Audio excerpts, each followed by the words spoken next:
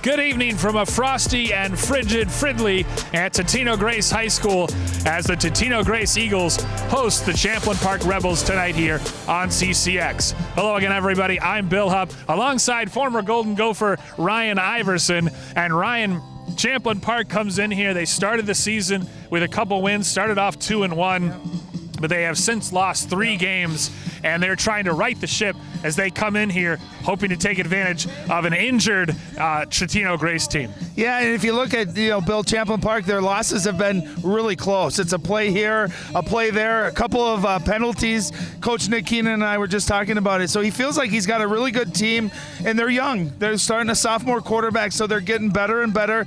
But tonight he expects to come out on the road and have a great team performance and hopefully get another win for him. Now they'll be missing their leading running back in Arthur Russell, so they'll turn to backup Richelieu Tudi and Preston Thielke, their quarterback, to lead the offensive charge. Yeah, and they like to run the football, so that's a big loss there with an ankle injury. But that's football, Bill. Guys go down, you got to find someone to step up and take those snaps. But they feel really confident with their overall offense, especially with Tudi coming in, who's had good numbers this year as well. And they got a quarterback. He's only a sophomore, but he's been getting better and better, making better decisions. And as you get more experience, that's when the production usually follows. Speaking of injuries, Totino-Grace comes in really banged up tonight. They'll be without starting wide receiver Logan Suggs, starting running back Sam Johnson, and their starting senior quarterback Nick Ruhonen. So they'll be turning to Jake Pearson, a sophomore, to lead the charge offensively. And this is an Eagles team that has been struggling offensively with just 2 offensive touchdowns in the last 5 games. Yeah, it's not easy, Bill, to replace your starting backfield, right? All 3 of them out. But again, you're going to get younger guys their first chance to start and see what you got as you build for the future and the rest of the year. So I'm excited. I love when I see guys get that chance because it's what are you going to do with it? Are you going to take advantage of it? Are you going to have something that you can build upon? So should be a fun game. We got new pieces, new elements. It's cold out here, so it's going to be a great atmosphere. It is indeed cold, supposed to be in the upper 30s, and it's been raining/sleeting all day. How might that affect ball security tonight? Well, it's a big deal, and obviously anytime your hands are wet and cold, you're going to see the ball on the ground a lot. Harder to throw, harder to catch. So, as with any football game, turnovers are going to really matter. So who can take care of the ball tonight, I think, is going to have the best chance to win. Well, we'll see what happens coming up shortly. Kickoff straight ahead here on CCX.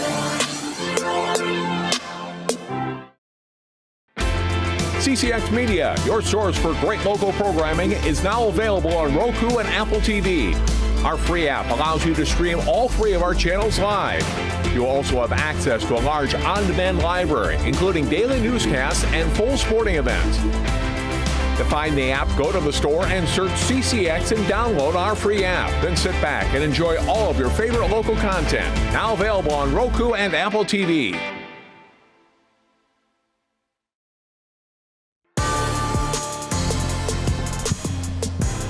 Back here at Jim Totino Stadium at Totino-Grace High School here in frigid Fridley, Minnesota.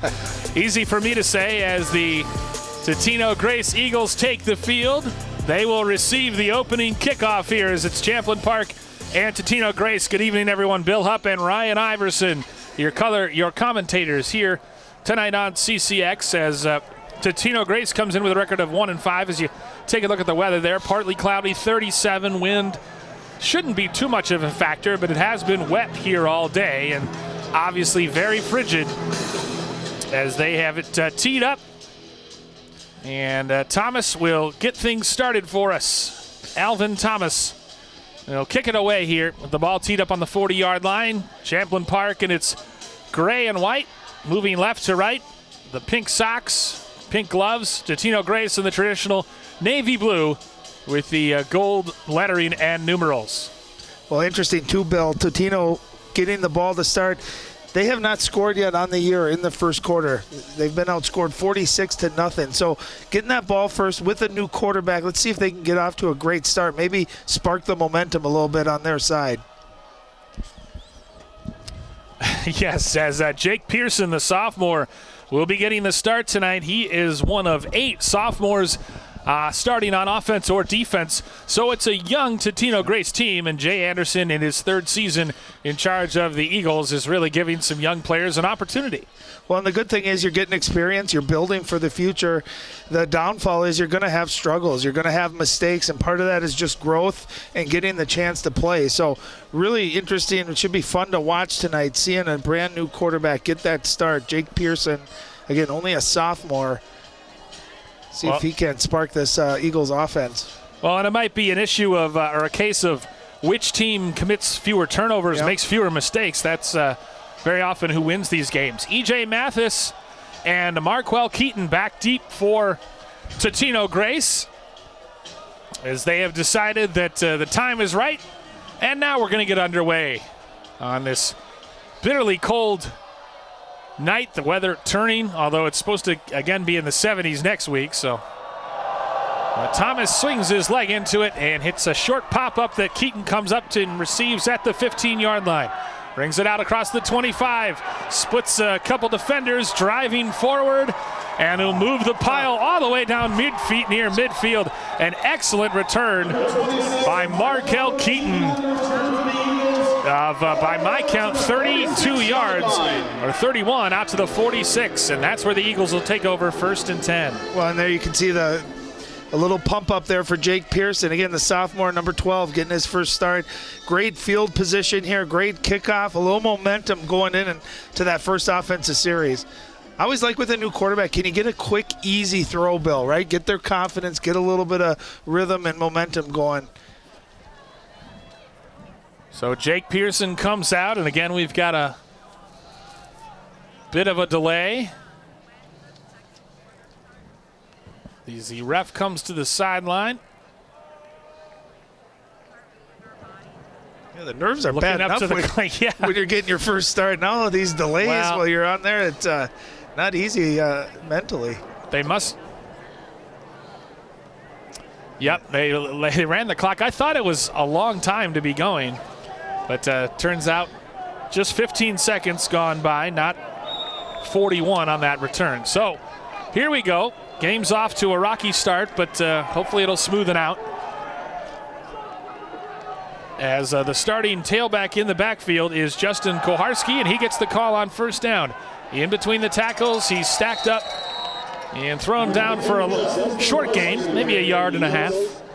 Yeah, that's the key for a quarterback, especially a young quarterback. Have a good running game and win 1st and 2nd down, right? You don't want to be in 3rd and long. You want to stay in those 3rd and manageable, keep the defense guessing. But that defensive front there for Champlin Park, they're big, strong, athletic. That's maybe the strength of their defense is up front. Fast and physical, led by the Wright brothers, Magnus and Isaiah, 6'3", 290, and 6'2", 290, right there in the middle.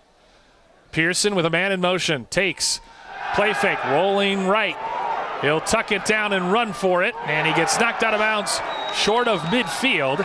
Call it a gain of 2 on the quarterback keep for Jake Pearson. Well, it was a great ball fake, and I'll tell you what I like. The quarterback here, Pearson, right away realizes head up, eyes down the field, and says, I'm going to make a quick decision and run the football. I thought he had a lot of yards open, but great job by Shorenstein there coming up and making the hit. Keep it a short gain. Big tackle Harry Massey also chased him out of bounds. 3rd and 7 coming up now from the 49 after that impressive kickoff return by Marquel Keaton to start the game. 5 receivers in the pattern. Shotgun snap for Pearson. Quick throw on the slant, and it's behind his intended receiver. Not sure if he was trying to hit Adam Molitor.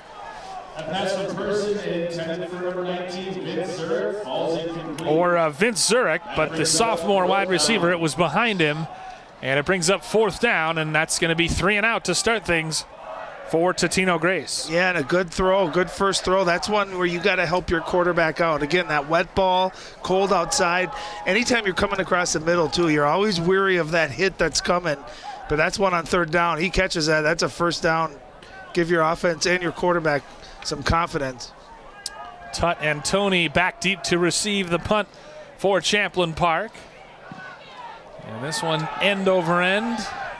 Bounds at the 25, takes a Totino-Grace roll out of bounds. at about the 13-yard line. So poor starting field position for Champlin Park. And at least that's what the kickoff return did for you. Yeah, you change the field here. Great punt. And complementary football, right? That's such a big thing. Offense, defense, and special teams. Rebels get a good stop, 3 and out, but a great punt there. Rebels offense going to have to go the length of the field. They will have a sophomore under center as well in Preston Thielke, but he's been their starting quarterback from day one. They do not have Arthur Russell, their starting tailback. So instead, it's Richelieu Tootie, and he gets the call on first down, bounces it outside, picks up first down yardage out across the 25 to the 26, or maybe right at the 25. A gain of 11 on first down for Tootie. Yeah, and Tootie came into the game, Bill, almost averaging 10 yards a carry, about 9 yards a carry. Won the 100 and 200 in track last spring, so great speed. And you can see he's just still relatively new to football, so he's learning how to play running back. But if he gets into space with that kind of speed, he can be deadly. Pistol formation. They'll throw a little bubble screen to Emmett Tutt. He breaks tackles and gets near first down yardage out to the 33. A gain of 8 on first down. So quickly 2 plays and 19 yards gained for the Rebels rather. Yeah, an easy, quick throw. Great way to get your quarterback into a rhythm, especially with a wet football in these conditions. Totino looked like they had a chance to make that play at the line of scrimmage, missed tackle, and again, good speed on the perimeter for this Rebel team. Pistol formation now for the Rebels from the 33. Tootie fumbles the football. He's trying to dive on it. It's a wet pigskin, and it's fallen on by Totino-Grace. They recover the fumble at the Rebels' 39-yard line. Well, we talked about it in the pregame with these kind of conditions, Bill. You got to take care of the football. 2 hands on that ball. Tootie had it, almost got on it, but that ball kind of bouncing around, and a nice job by Will Russell, who ends up falling on it. You can see right there. And his thigh, I think, knocked it out, and then he was trying to fall on it, and ultimately was recovered by Will Russell. Yeah, and that's going to be the thing to watch. You can see how slippery the surface is. That ball is shiny, so it's one of those things you got to have a point of emphasis on taking care of the football. Let's see if Totino-Grace here can capitalize on the early turnover. Pearson taps his center and goes under center as he takes and pitches it wide for E.J. Mathis, who cuts it upfield, and Mathis is ridden out of bounds eventually by Khalil Toney, but not before a nice gain of 7 on first down. Yeah, and actually under center was Will Brands, number 11. Oh, maybe they're rotating quarterbacks. Yeah. And you can see E.J. Mathis has been the workhorse for this Eagle offense, and he's got good power, good speed. Not a big guy at 5'10", about 170 pounds, but he knows what to do with the ball. He's been their leading rusher on the year. A gain of 7 as they took over at the Champlin Park 39. Turn and Brands hands to Mathis, and this time the Rebel defense was ready. They drove him back, no gain, we'll call it. And you talked about the Wright brothers, Magnus Wright, number 76, excuse me, right in the center of that defensive line, just nowhere to go. Hard to push back when you got that kind of muscle and power up front. Called officially 3rd and 4 as Will Brands is in there. Listed as a free safety, the junior, but obviously they're rotating him and Pearson. Yeah, and just a good athlete too. We saw him punt. He punted that ball on the first drive and plays defense, and here he is. He looks like a quarterback. Good height at 6'3", about 185 pounds. Yeah, normally listed as a free safety. He starts as a free safety for the Eagle defense, and now there's all kind of confusion. Khalil Toney was jogging off the field, but now the refs, we've already had too many ref conferences for one game. A little bit of confusion on the field as it looks like it's going to be delay of game maybe, as we await the signal from our officiating crew. Big 3rd down here coming up if Champlin Park's defense can force a second consecutive 3 and out. Well, and you wonder with this point of the field if this isn't 4-down territory if you're Totino-Grace. And maybe that impacts the play call. You don't have to maybe get the whole thing here, but try to get 3-4 yards and think that maybe a little bit outside of field goal range, but short enough where you might go for it if you don't get the first here. Their kickers are Tanner Smith and James McNeil. Brands under center from the 33. Play fake.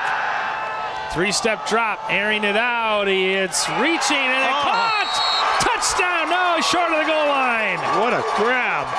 Tyler Wagner went up and got it. He came into the game with 4 catches for 46 yards. He's a big target, as you can see. And it's a big completion of 32 yards down to the 1. Well, I love how they took a shot, a little play action there, and a nice throw here by Brands. He put it up and pretty well defended. I mean, great position there. That was just a matter of Tyler Wagner going up and making a play on the ball.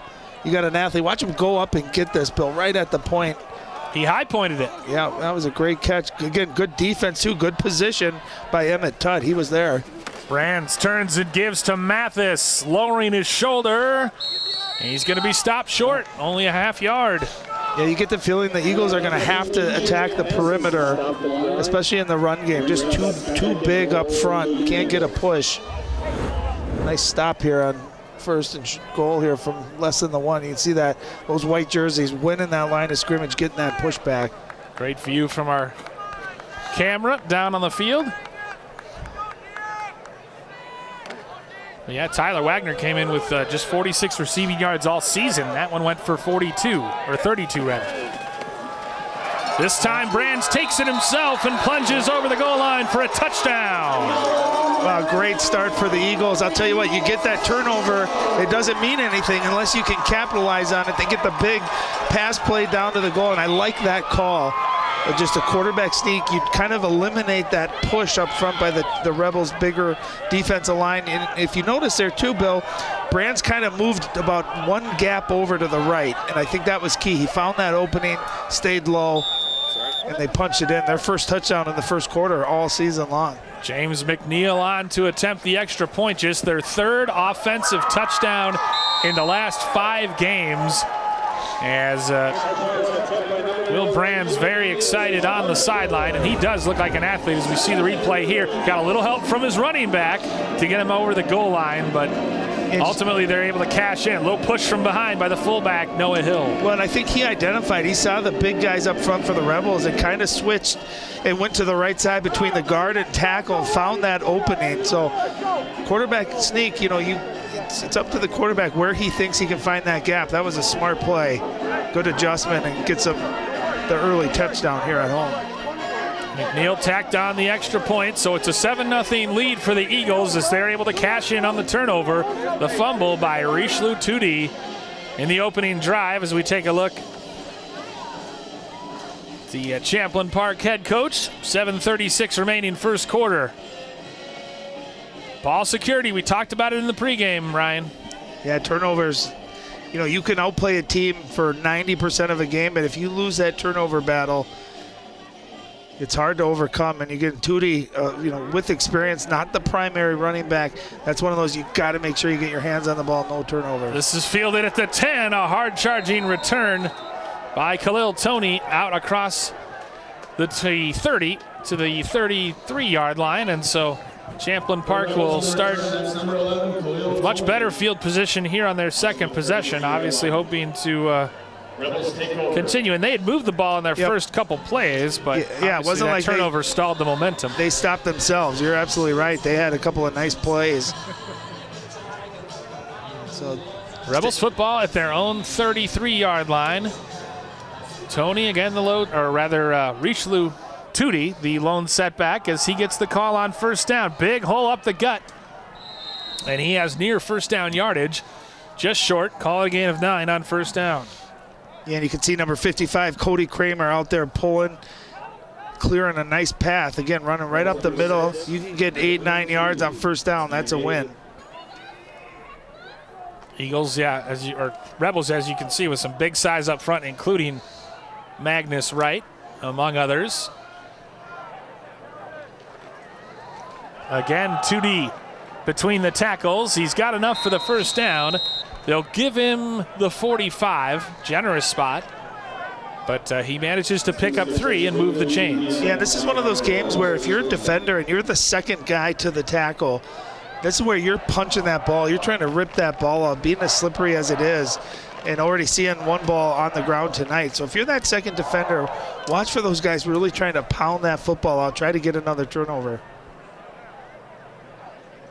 Thielke again gives it to Tootie. He bounces it outside, slips a tackle. Richelieu Tootie lowers his shoulder and drives for first down yardage. I think he'll be just a bit short, or maybe they'll give it to him as he got into Eagles territory down to the 45. Yeah, you can see the speed he has. Watch him bounce this out. Almost tackled in the backfield. Good push there by Theo Thomas. Almost got a hold of Tootie. But once he gets to that perimeter and gets in space, that speed takes over. Eventually, Will Brands, who we just saw score a touchdown for Totino-Grace, made the tackle. Thielke play fakes this time. He decides to tuck it and run. Wonder if that was a broken play. He manages to fall forward for 2 down to the 43, but certainly looked like it was a little bit off kilter. He was looking to pass quickly to his right, and he dropped the ball. I actually saw it come out of his hands. There's that slippery ball. But he made a great decision. He didn't hesitate. He just tucked it, and rather than wait back there and maybe potentially take a loss or a sack on the play, got some positive yards. But again, you're seeing that slippery ball play a role. Thielke saw time last year as a freshman. He's pretty big at 6'2", and a lanky 175. Throws a little bubble screen out there to Elijah Novak. Novak gets the corner and then some. Elijah Novak eventually tackled out of bounds around the 25-yard line, but a nice pickup of maybe 14 for another Champlin Park first down, and the Rebels have had no trouble moving the ball on offense tonight. No, watch this block down the field by Tut. You see him hold his block. That allowed Novak to get to the outside. Novak, the leading receiver on this Rebel team. And again, great speed to the outside. If they can get the ball in the open like that, they're dangerous. Eventually it was brought down by Thomas Mellis. On first down, this time it's Tootie going right. Richelieu Tootie cuts it back. And eventually he's gang tackled by, among others, Colin Rowe and Thomas Mellis, who has been involved. A lot of linebacker activity for Totino-Grace. But again, impressive running from the speedster Tootie. Yeah, and you can see that play looked like it was designed to go up the middle, and right away he saw the opening, and he'll take that chance every single time with his speed. Watch him right here. He takes that, bounces it out to the right, and then it's just a speed contest that he's going to win. Turns it upfield. Great 9-yard gain on first down. So they've got it inside the Totino-Grace red zone. Thielke rolling to the near side, throwing, and it's batted out of bounds. And it was coming to the short side. Well defended on the play by Totino-Grace, and their defensive back Tyler Hand, the strong safety. Yeah, dangerous throw here. You can see it would have been out of bounds anyways, but that's one of those where maybe you just tuck it and run it.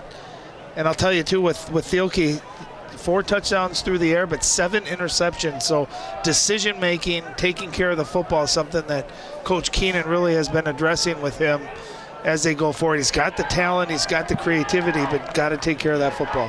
Ball's on the 18-yard line. Tootie slips a tackle. Still going. He's inside the 10. Move the chains once more for Champlin Park as they've got first and goal. Yeah, really well blocked too.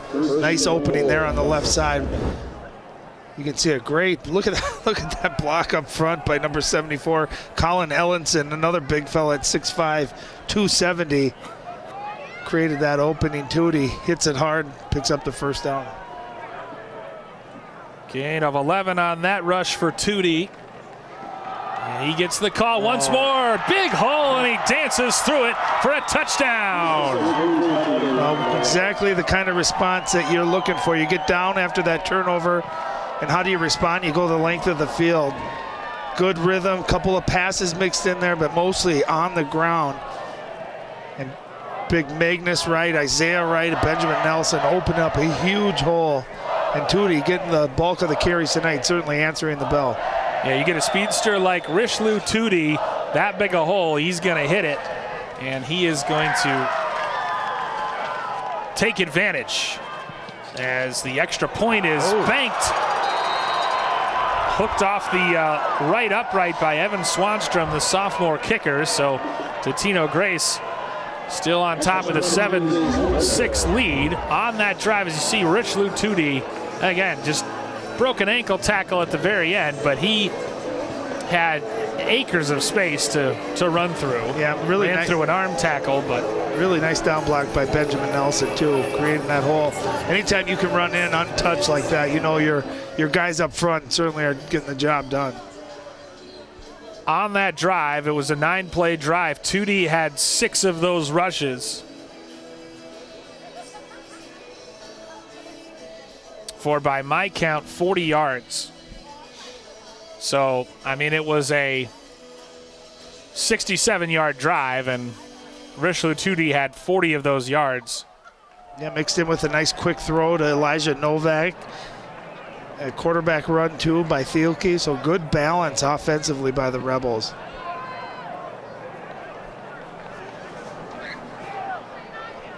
So the kick no good for Champlin Park. It's a 7-6 lead for Totino-Grace. Interesting to see what they do quarterback-wise here after that. You know, we saw the first series Jake Pearson. Last one we saw Will Brands. Off of E.J. Mathis, he goes to collect it at his own 13, picks it up, and now it's a broken play. Mathis not able to escape the clutches of number 26, Aiden Sundem, but that was a touchdown-saving tackle potentially by Sundem. Well, heads up by E.J. Mathis. I'll tell you what, Bill, sometimes when that ball's on the ground, when you're running down as the kickoff team, you kind of slow down, thinking he's not going to return it. Watch him pick that up, and then all of a sudden just hits the hole like a rocket.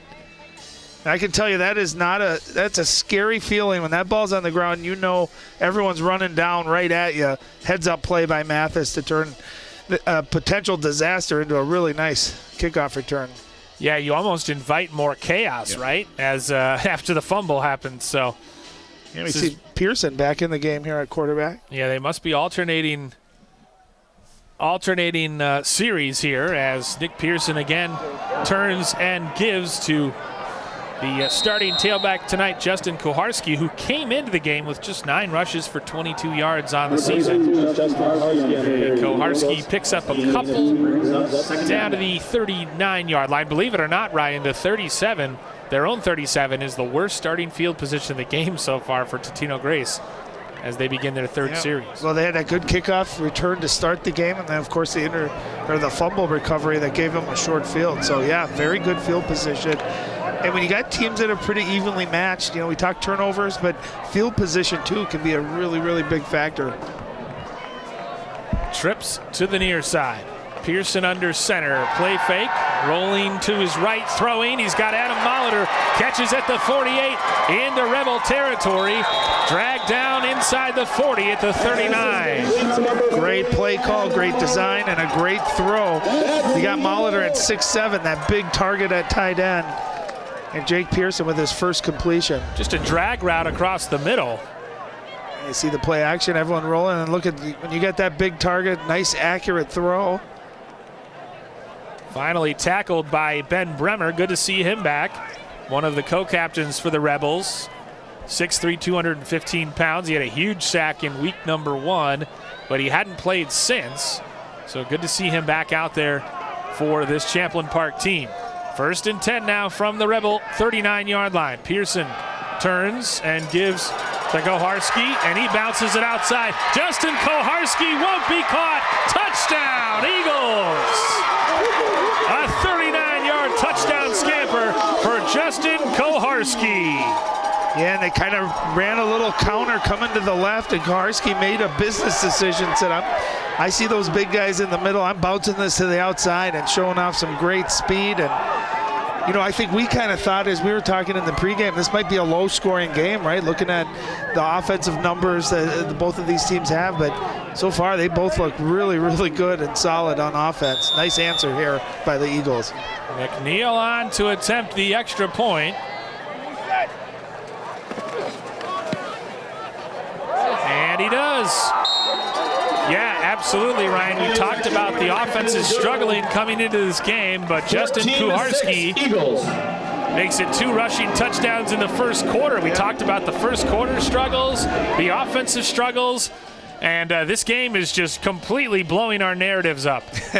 Nice job bouncing it outside. You can see James Edinburgh in there, number 52. He was pulling and he got a guy that was just nowhere to go up front. Watch this quick decision right there to get to the outside. And you can see that Champlin Park outside, D-back Khalil Toney there kind of sucked into the inside, and that allowed Kuharski to get to the outside and showing off that speed. And Totino-Grace fired up right there. He kind of bounces it out. Yeah, he almost, not that he had contained necessarily, but he did get kind of drawn inside, and then he was helpless once Kuharski managed to bounce it outside. Well, one of the terms you always hear, Bill, when you're watching football games is setting the edge. And for those of the people at home that maybe don't know what that means, is you set that perimeter where that running back cannot get to the outside. You force him to cut back to the middle. And that time he broke that edge, got to the outside, and off to the races. And both teams have some speedy guys in that backfield. Yeah, I have a feeling the offensive fireworks are not finished here tonight as Khalil Toney fields the punt, and another good return out near the 35. Even these two teams, Ryan, they're good kickoff returns in this game. Yeah, just speed everywhere. Guys that are returning the kicks are the running backs and receivers. Great speed.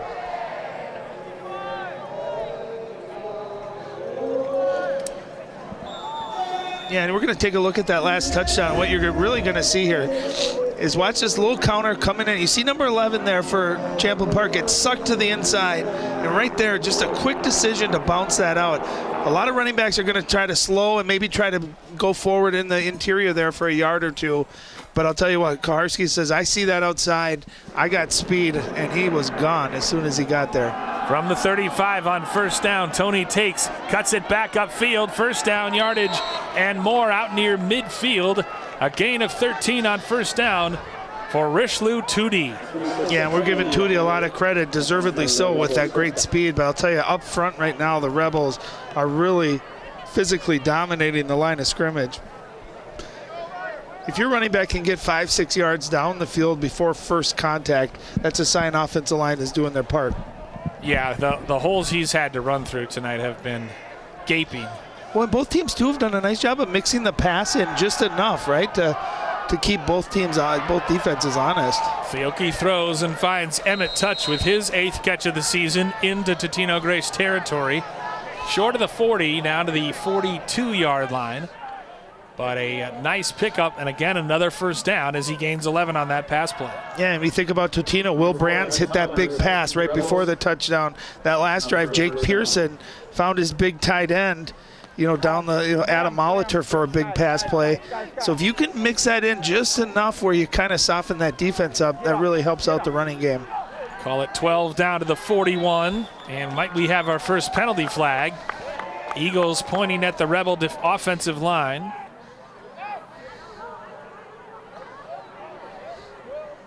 And it sure looks like a false start.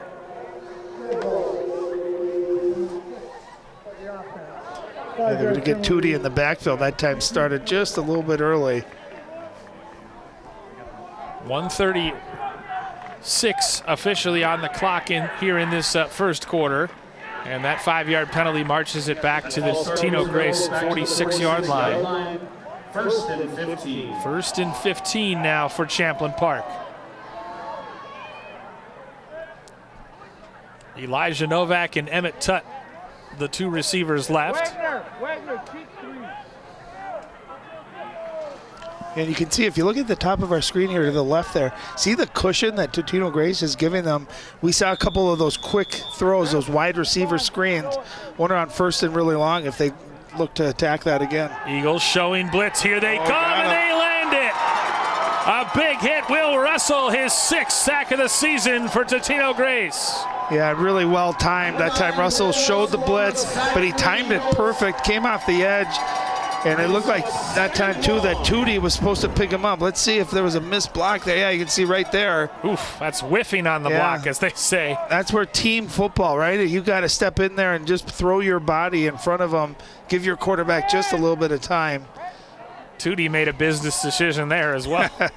A loss of 8 on the sack. And so what was 1st and 15 is now 2nd and 23. Under a minute to go here in the first quarter, and what has been a very entertaining first quarter of action. 2D on the carry again. Oh, nice hit. Cuts it back upfield, and this time he's met by Colin Rowe and a host of Eagles. As 2D calling for a sub after he got whacked on that one. Not a big guy. No, and that's the thing, you know, his size at 170, you got to make him feel it every time he carries it. A guy with that kind of speed, how do you combat that? Well, you got to be physical with him. You can see he felt that last hit. That was a full-on collision there. And I mean, he's already at 10 carries for the game in just this first quarter of action. 10 seconds left, last play of the quarter right here.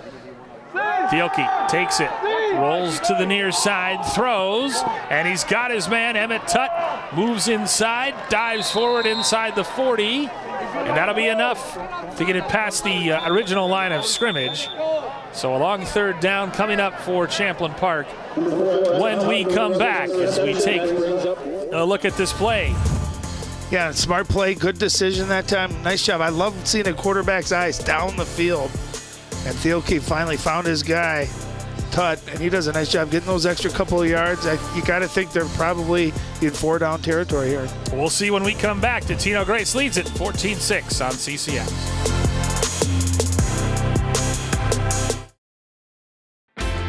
CCX Media, your source for great local programming, is now available on Roku and Apple TV. Our free app allows you to stream all 3 of our channels live.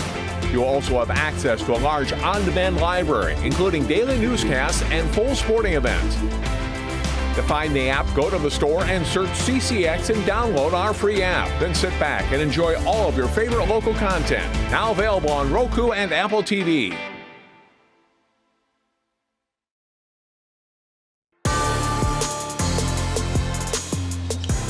Start of the second quarter here, Totino-Grace and Champlin Park, 14-6 our score. Got 1 quarter of play. And a big call right here, fourth and 8. Looks like they're leaving the offense on, so I like the aggressiveness. See the crowd, good crowd tonight, Champlin Park. Students showing up in the ping. Totino-Grace, an offensive explosion there to start the game. So this has been a fun night. Indeed, more of an offensive explosion than we thought. Now Thielke will drop back and pooch punt it. And he gets a good punt away as it bounds at the 5. And they'll be able to touch it up at the 8-yard line. Novak falls on it. So a good decision by the Rebels after we thought maybe they were going to go for it on 4th and 8. Kind of in no man's land, they decided to play the field position game. Yeah, and I like what they did. They went with a hard count, trying to get a quick penalty. That time the pooch kick. And when you do that, you obviously have no return for the defense. So really well executed. And we saw this decision early in the game. Totino, kind of in that same area, ended up punting. They got a turnover out of it. See if the Rebel defense here can get a stop. And maybe a short field.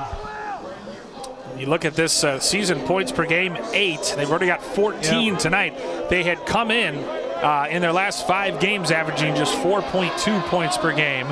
So, again, 2 first-quarter touchdowns, and maybe the change in quarterback shook it up, made a difference as we see the man who scored the first touchdown for them, Will Brands, back under center, and he hands off up the gut for E.J. Mathis. So it seems like, Ryan, that they're going with Justin Kuharski and Jake Pearson as the quarterback running back tandem, and then Will Brands and E.J. Mathis as like sort of 1A and 1B here tonight. It's interesting choice by Jay Anderson, but it's worked out so far for his offense. Well, yeah, and Kuharski came into the game, Bill, with only 22 yards rushing on the year. He had 39 just on the touchdown alone. So all 4 guys doing a nice job here, really playing well.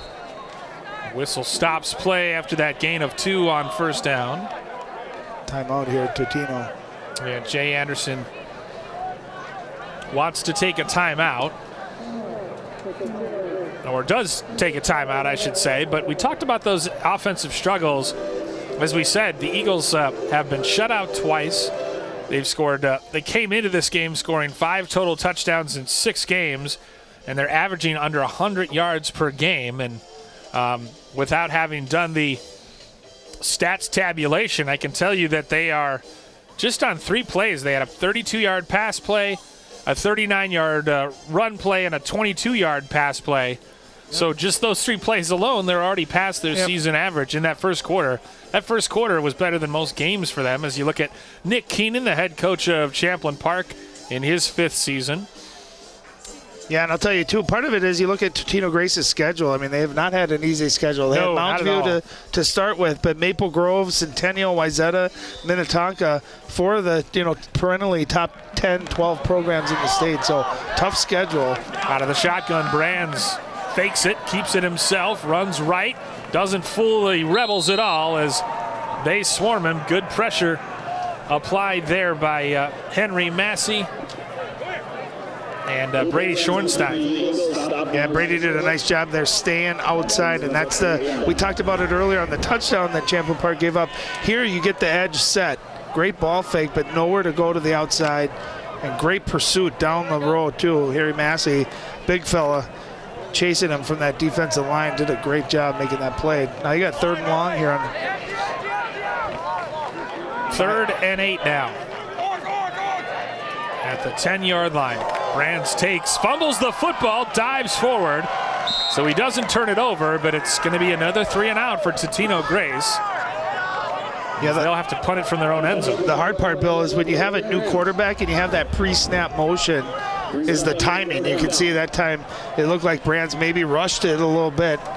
And that's just a rep thing, right? You got to get a lot of reps to get those timing and pre-snap motion stuff down. Fortunately, they recover it, but they're going to have to punt, and Champlin Park should get a short field here to work with. He's trying to get it to Marquel Keaton. As that one was nearly blocked. It was fair caught. It is fair caught by Tutt at the Totino-Grace 45. So outstanding field position here for Champlin Park to start this drive. Yeah, that ball was almost blocked, too. It looked like pressure right up the middle. Yeah, I was confused by that. I want to see this because it looked like he almost pulled his hands back, Khalil Toney. Yeah. Almost like he ran. I think you get so scared to get a roughing the punter, a roughing the kicker. These guys that sometimes they'll pull back, but that one, he for sure looked like he was there, almost ran to the side of him. Or it almost looks him. like he could have taken it off his foot. Tackled him before he punted it. Yeah, absolutely. But, yeah, not wanting to make a mistake, so he backed off, and now Champlin Park, rather, has it 1st and 10 at the Eagles 46, and a solid tackle made by Calvin McIntosh to drag down the backup running back, Remy Ogunlana. Ogunlana comes in with 25 carries, 89 yards, and a touchdown, the senior running back. And we saw Richelieu Tootie a little shaken up on that previous drive, so we'll see if he's okay. Out of the pistol formation, Thielke turns and gives to Ogunlana. Big hole up the middle. He picks his way down near the 30-yard line.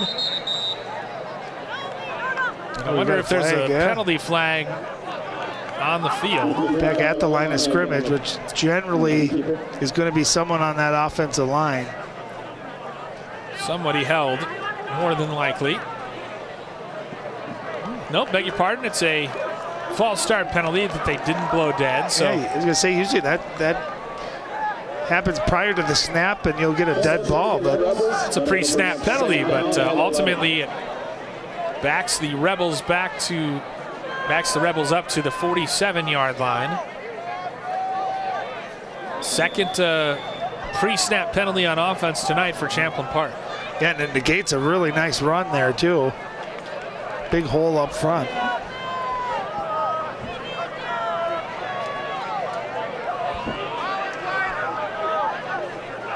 Ogunlana remains in there. He gets the call once again, steps out of a tackle, and he's crunched, but not before he gets down to the 43-yard line. But it was a nice gain of 5 on that rush by. It was funny. It looked like he was going to get tackled, and all of a sudden you just saw bodies go flying there. That was definitely there's some hitting going on out there tonight, Bill. Remy Ogunlana, not the worst of that one.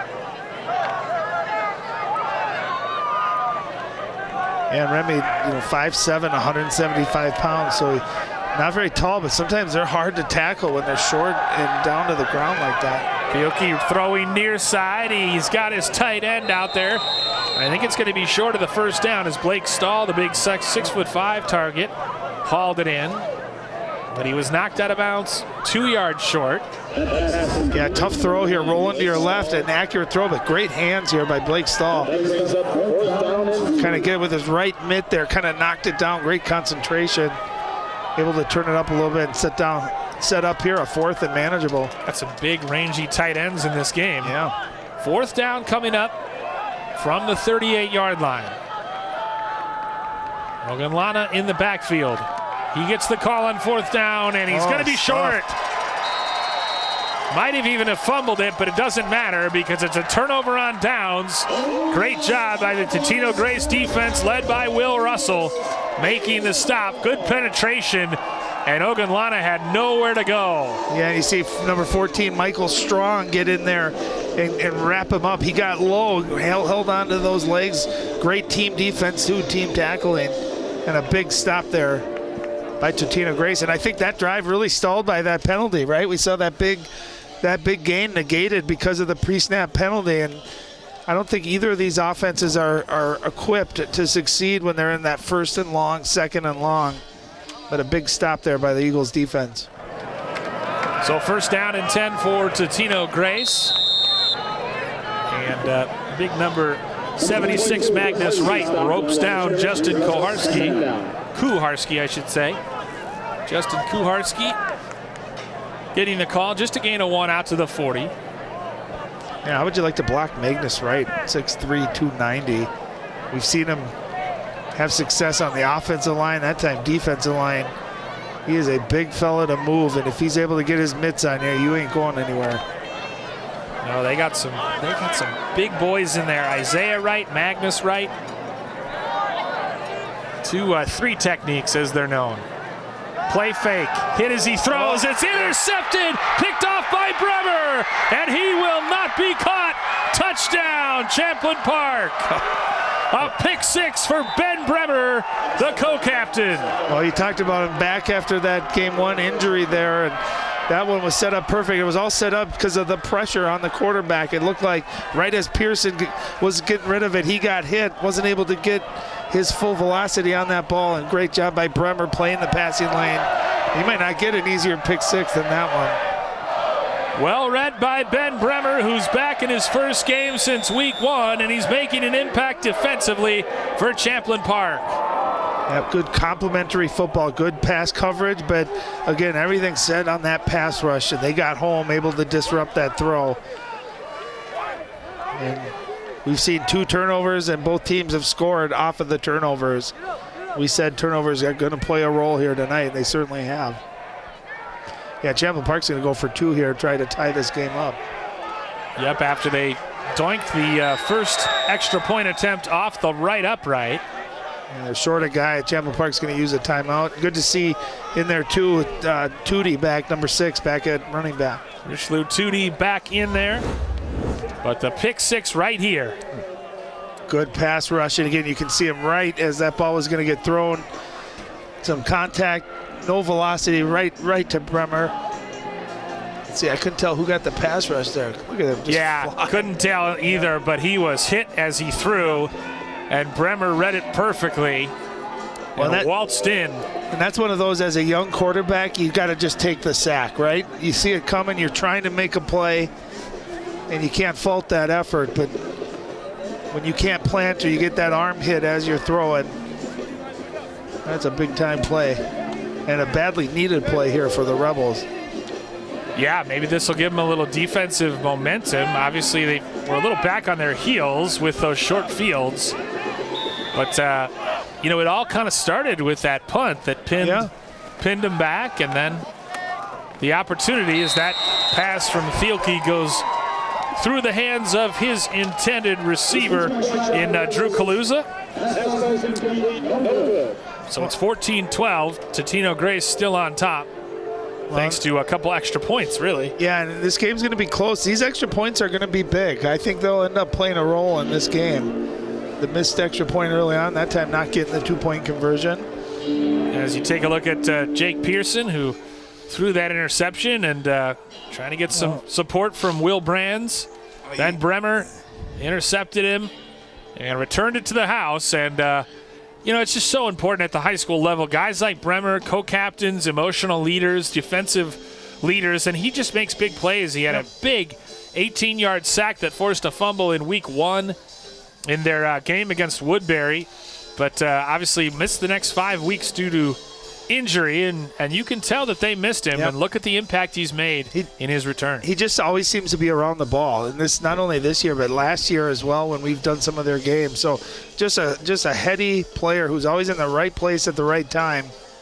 And what I love too, we just showed the Totino-Grace side how much you love seeing Will Brands talking to Jake Pearson, high-fiving him, telling him to keep his confidence up. So you love that teamwork. You love that positivity on the Eagles sideline as well. It's a great leadership displayed by Will Brands, and you wonder if they'll decide to go with Brands the rest of the way or try to keep him fresh. Another good kickoff return out across the 30-yard line by E.J. Mathis. And so Totino-Grace goes to work, and looks like Pearson will be out there under center for the Eagles. And I love that. As a coach, I love getting the young guy just off of a mistake, get him right back out there. You know, and how often do you hear the best quarterbacks, those short-term memories? You got to forget about what just happened. You learn from it, but you forget about it, and you got to have the confidence to make the next play. So I love seeing him back out there. E.J. Mathis, the lone setback for Totino-Grace on 1st and 10 from their own 33-yard line.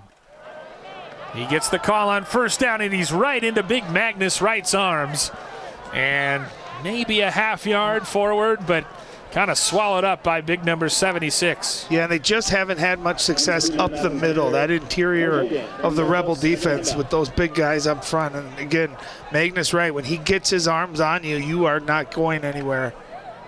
Well, and those big old 3 techniques in the middle, I mean, a lot of high school teams don't have them, but they're real big run stuffers. They occupy multiple blockers. And it allows your linebackers and your other defensive linemen to be single blocked or not blocked too. So it's a huge advantage to have. Empty backfield spinning move as the pass out of the backfield. Khalil Toney eventually brings down Markel Keaton. And Keaton comes up a little bit hobbled. I'll tell you what, that was a great effort by Khalil Toney, number 11. He got blocked, still almost made the initial tackle, went down to the ground, got back up, and recovered and made the tackle. So just a great effort on the outside there. I thought that play might go for some more yards, but just a great individual effort by Toney. You know, Ryan, Toney's been everywhere tonight. He's been returning kicks. He nearly had that punt block. And, I mean, just making plays on defense as well. So 3rd and 7, big third down here coming up for Totino-Grace. Quick drop throwing, and it's intercepted once more by Champlin Park.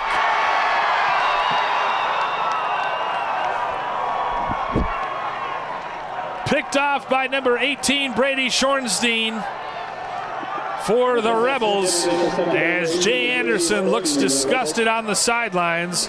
But Schornstein, from his safety position, makes the play.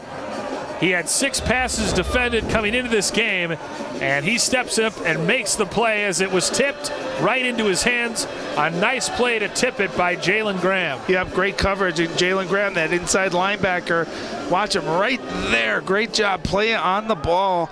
And that's a tip drill. That, Bill, you do that every day in practice. As, I believe that was Richelieu 2D who got the call on first down and lost about a yard back to the 40. But again, Champlin Park gets set up with a short field and still plenty of time left to go. They've got 2 timeouts remaining at 5 minutes and 20 seconds. They'll give him no gain, so call it 2nd and 10 from the 39. Yeah, great team football here by the Rebels. Offense struggling a little bit to move the football. Defense, obviously the pick 6. Another interception here setting up a really nice opportunity. Thielke back to pass, decides to tuck it. 2D tried to block for a bit, and eventually Thielke was kind of pinned in, and that time they did lose a yard back to the 40. Yeah, and I'm okay with that, right? If no one's open, you don't want to force a turnover. You see him kind of getting up a little gingerly after that, but it's a smart decision. When you decide to tuck it, that's where you just have to go. You got to be decisive and try to pick up some positive yards. Well, I thought maybe he could have tucked it and bounced it outside and tried to get the edge, but ultimately he was sort of pinned in and decided to take the sack instead. This time he rolls to the near side. Rolling left, throwing, intended for number 9, Blake Stahl, his tight end. We saw that play earlier. That one bounced into the ground. And now a decision for the coaching staff of Champlin Park to make on 4th and 11. And again, they could decide to punt and pin them deep, or with their defense playing well, or go for it on 4th down. Yeah, tough call there too. 3rd and long, rolling to your left with pressure breathing down your neck. No chance that time for Thielke to really set his feet and deliver a good throw. Go with the hard count, and it looks like they're going to go to that pooch punt here. It worked well last time, managing to pin them inside the 10-yard line. This one takes another favorable bounce. They'll get down there, and they are unable to keep it in. Stahl dove on it, but he slid into the end zone, and a touchback was called. That's one of those where you got to kind of hit it back with your arm before you or the ball goes into the end zone. So, and I wonder if he thought maybe that, hey, if I just stayed outside, as he seemed to think he had done what it took, but ultimately Totino-Grace takes over. And we'll see if it's Brands or Pearson under center. 4:07 remaining and 2 timeouts for Totino-Grace. Champlin Park has to feel like if they can get a quick 3 and out, they'll get the ball back with plenty of time to work with. Yeah, that was about 1 foot away from being a great punt. Yes. Oh, it was a great punt anyway. Just the coverage was almost as good. Brands under center this time. He turns and gives to Kuharski, who breaks into the open field. Justin Kuharski makes a move to the outside, and he's eventually tripped up and ankle tackled by Emmett Tutt in Rebel territory. Well, how good has Kuharski been tonight? A couple of explosive runs, great speed, and that time really well blocked up front on that right side of the line of scrimmage. Watch these blocks. You see guys out pulling. You see big number 55, Quazile Davis, out pulling. Great hole. That's a 46-yard gain for Kuharski, who came in, mind you, with 46, he came in with 22 yards on the season, and he's had 2 runs well over that already here in the first half. Brands sends a man in motion, takes and turns, and Kuharski never had possession of it. It's back. Brands trying to fall on it. Eventually, Totino-Grace able to back at the Champlin Park 44. But Kuharski, if you watch the replay, never had possession of that ball. It bounced right off him as Brands turned and handed it off. Well, we talked about it again. Watch the ball here. It's wet. You can see that ball not stuck, we call it, into the breadbasket. That one a little bit off to the side.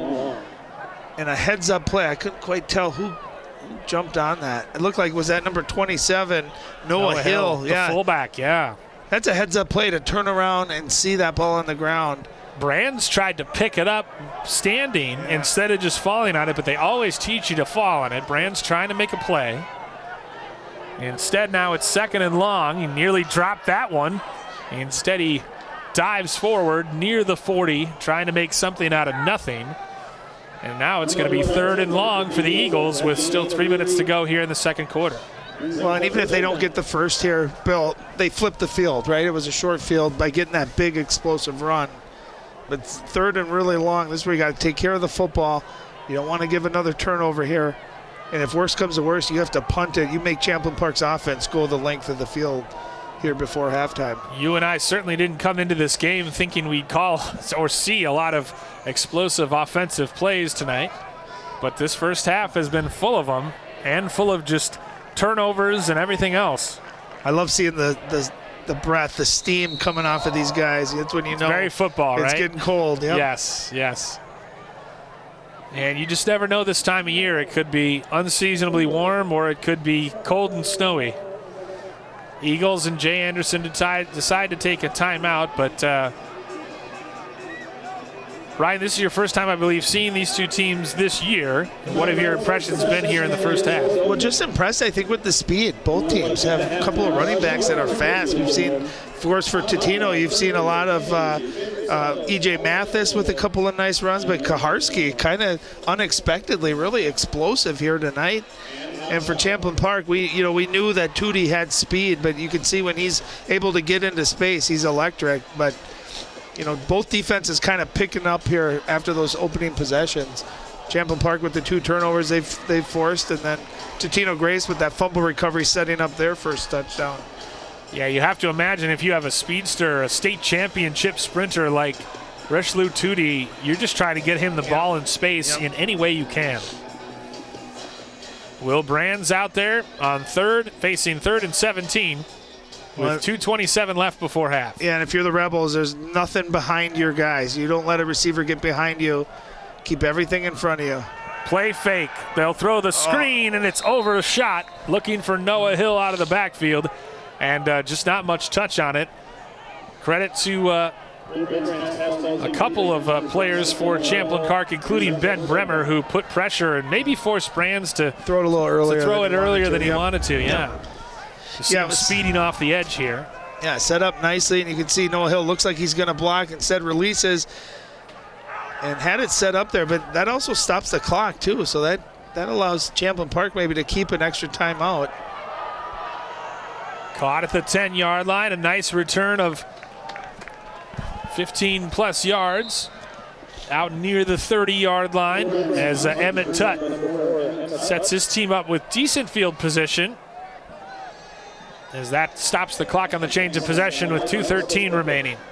Yeah, and you want to be careful here too. You don't want to, have a turnover or give the ball back to Totino-Grace here. So I wouldn't be surprised if they try to run the ball with Tootie, see if he can't break something and get an explosive play or quick throws to the outside here. But you definitely don't want to turn that ball back over on a short field to Totino-Grace.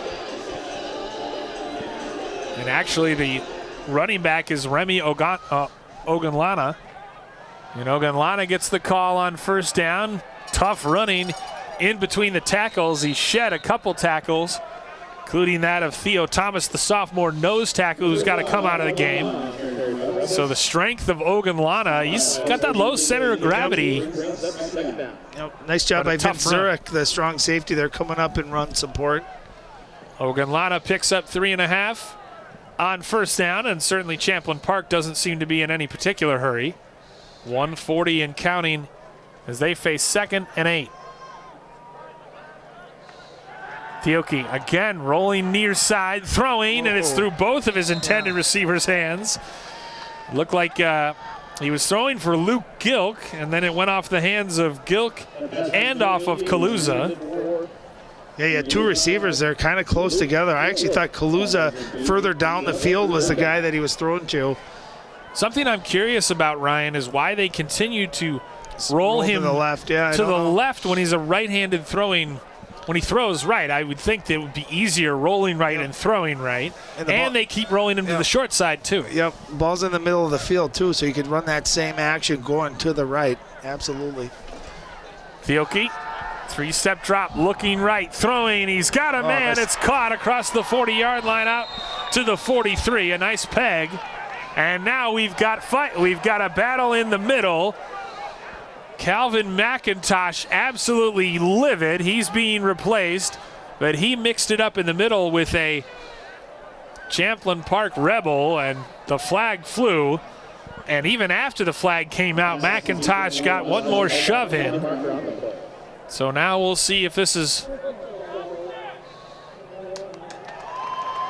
Oh, wow.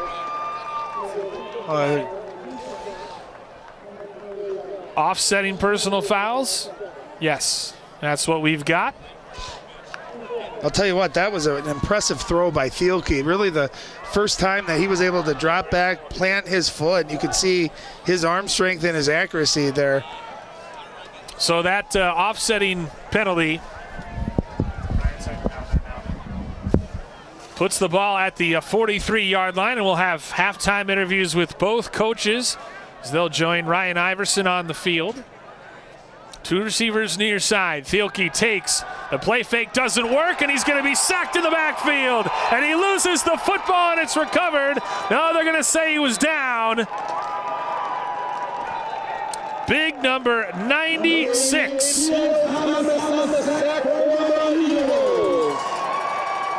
Theo Thomas, the big nose tackle, the sophomore, with the sack. Thomas, the sophomore nose tackle, 6'2", 255, And now we've got an injury on the field, and I wonder if that's Preston Thielke. They're having a lot of issues with their routing. Everyone on a knee.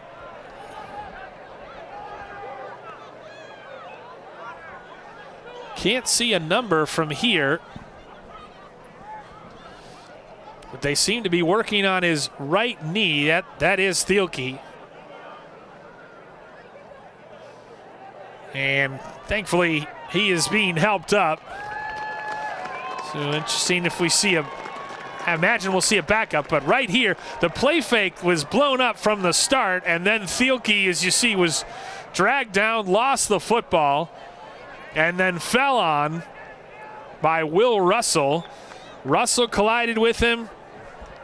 Big number 64 for Totino-Grace as well, and Jack Burantz, as Thielke a little bit shaken up as he comes to the sidelines.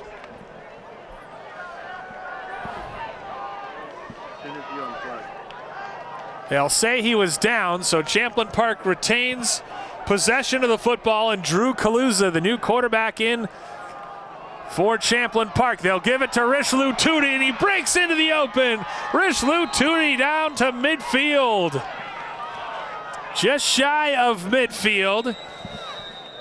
But all of a sudden, 2nd and 20 becomes 3rd and 13. Champlin Park elects to take a timeout with 36.1 seconds remaining. We apologize for our technical difficulties, but look at the burst from Richelieu Tootie. He's dragged down at the 46-yard line, but a nice burst up the gut for 18. And now it makes it a much, much more manageable 3rd down and 6. As the backup quarterback, Drew Kaluza, senior wide receiver with 7 catches for 55 yards coming into the game. Out in place of the sophomore, Preston Thielke, injured on a sack by Theo Thomas. Haven't seen too many sacks tonight for either team, but so that was officially a gain of 13 on that run by Tootie. It's nearing 100 yards just himself, as he is in place of Arthur Russell, who came in averaging nearly 100 yards a game himself. 107 rushes for 558 yards and 4 scores. 39.4 seconds remaining first half. Kaluza again gives to Tootie, again up the gut. Spun down right at the first down marker. They're going to say he's about a half yard short. Have to imagine they'll keep him on. Clock stopped with 30.3 seconds left, but it should continue to run here on 4th and 1. They look to the sidelines, but they have I don't believe Champlin Park has any timeouts remaining, and now I believe they're just going to let this clock expire. Not in any hurry with 10 seconds left. And they will indeed let time run out here. Or will they take a timeout? They will take their timeout. Nope, that'll be it.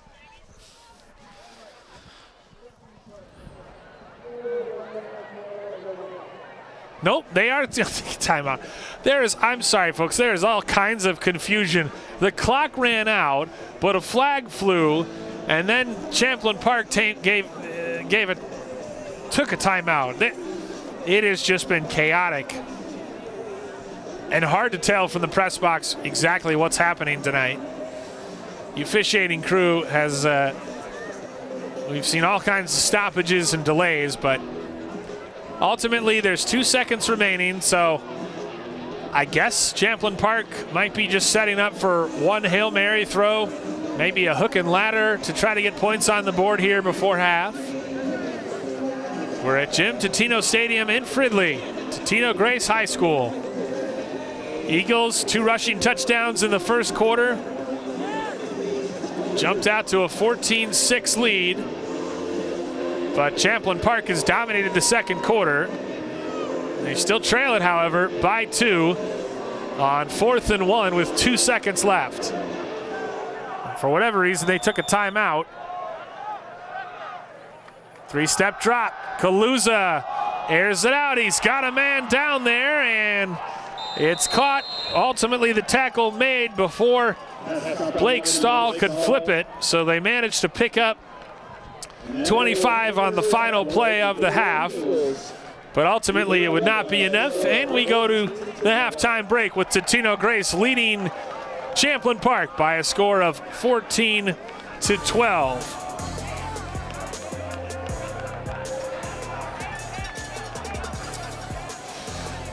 And it was not a game we expected.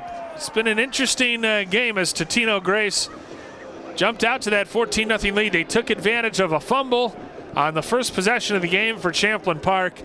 Took advantage of the short field. Some big runs by Justin Kuharski, the starting tailback. As we throw it down on the sidelines to Ryan Iverson with the head coach Nick Keenan of Champlin Park. Hey, Coach, 14-12. What did you see there in the first half?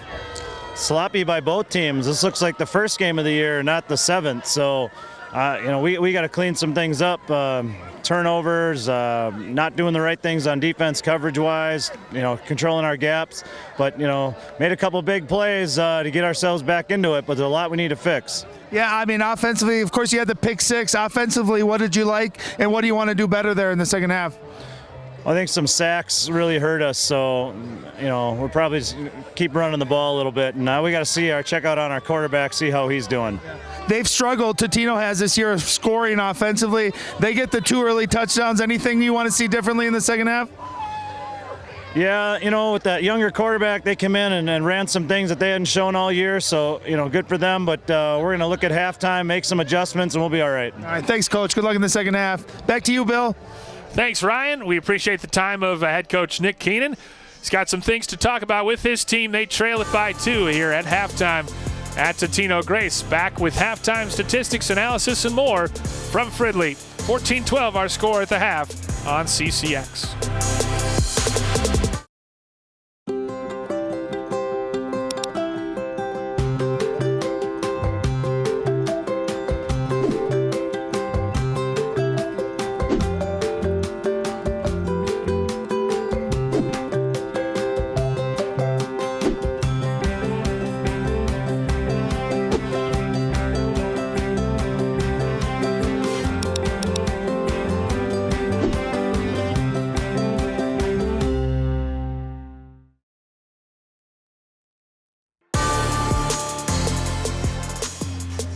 Back here at Jim Totino Stadium in Fridley, Totino-Grace High School, the Eagles on senior night, leading Champlin Park at halftime 14-12. Champlin Park getting a defensive touchdown on a pick six by Ben Bremer in the second quarter. As we look at first half highlights, and it started early with a turnover as Rich Lutudi in his varsity start fumbled. It was recovered by Totino-Grace. They would take advantage with a long pass play and a great catch right at the goal line. Eventually, they would punch it in with Will Brands, the quarterback, rotating in with Jake Pearson. Gets the call and he scores. But Rich Lutudi, who had 102 rushing yards on 13 carries, capped off a long drive with a touchdown run from 7 yards out to make it 7-6. They would miss the extra point. And then Justin Kuharski, the junior halfback, getting the start tonight. 6 carries, 85 yards, and that long touchdown to give Totino-Grace a 14-6 lead after 1 quarter of play. But then the big pick six as Ben Bremer stepped in front of that one at the 38-yard line and returned it to the house for 6. And Champlin Park again missed the 2-point conversion, so it was 14-12. They'd get another interception as Brady Schornstein, the sophomore, stepped in front of that one. But ultimately, Champlin Park committed a couple offensive penalties. As you take a look at the halftime statistics, first half statistics, Champlin Park 122 rushing yards, big passing yards advantage as well. 10 first downs to Totino-Grace's 4. Again, those 2 Eagles turnovers costly in their own end. 2 interceptions of Jake Pearson. Penalties not really a factor for either team in Champlin Park, other than that That fumble led to eventually to a touchdown run for Totino-Grace. And again, Champlin Park cashed in with that pick six by Ben Bremer. So despite the offensive statistical dominance by Champlin Park, they've only scored one touchdown, and Totino-Grace has a 14-12 lead after 1.5 of play. Sets up what should be a really interesting second half here in Fridley. We'll have it for you coming up shortly here on CCX.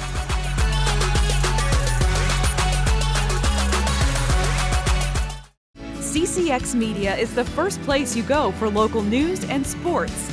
But did you know you can sign up for those stories to go straight to your inbox on our website? Simply go to ccxmedia.org. Click on the subscribe button, and from there choose which notifications you want to receive. Then we'll send your favorite CCX Media news, sports, and city events straight to your inbox. Sign up now at ccxmedia.org.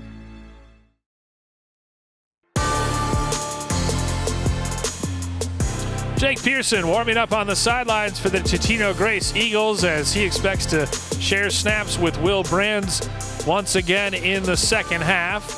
Totino-Grace with an offensive outburst in this first half, and our Ryan Iverson standing down on the sidelines with their head coach, Jay Anderson.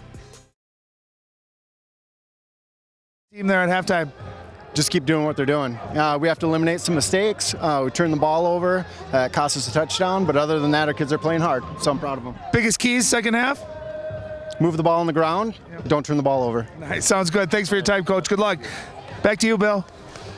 And we thank Jay Anderson for his time, and it's all smiles as his team leads at halftime. Their first win of the season was 27-20 at Mounds View. They have not won since, and they haven't scored more than a touchdown in any of their games, any of their 5 losses ever since until tonight. So on senior night, with a lot of players injured. I mean, Logan Suggs, their wide receiver, Nick Ruhonen, their quarterback, junior Sam Johnson, who's a big contributor.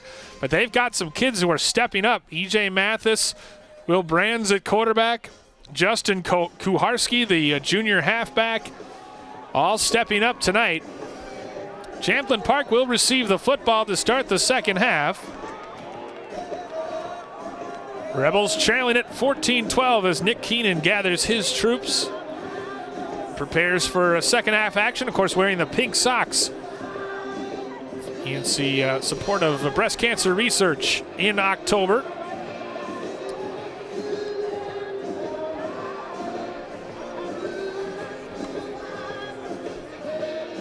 As it'll be Tutt back deep to receive the second half kickoff for Champlin Park. Emmett Tutt, very sure hands for the defensive back, as well as Rich Lou Tootie, defending state champion in track in the 100 and 200, and getting the start here tonight with the injured Arthur Russell out with an ankle.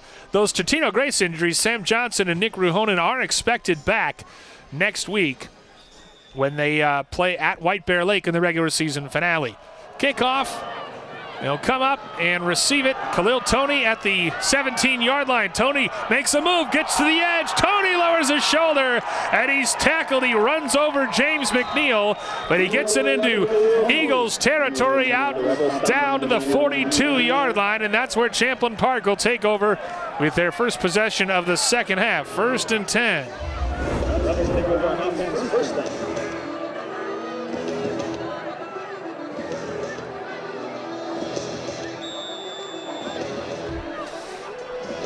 42-yard line as we welcome back Ryan Iverson from down on the field. Good to talk to both coaches. It's cold out there, isn't it? Yeah, it was cold. It made it back.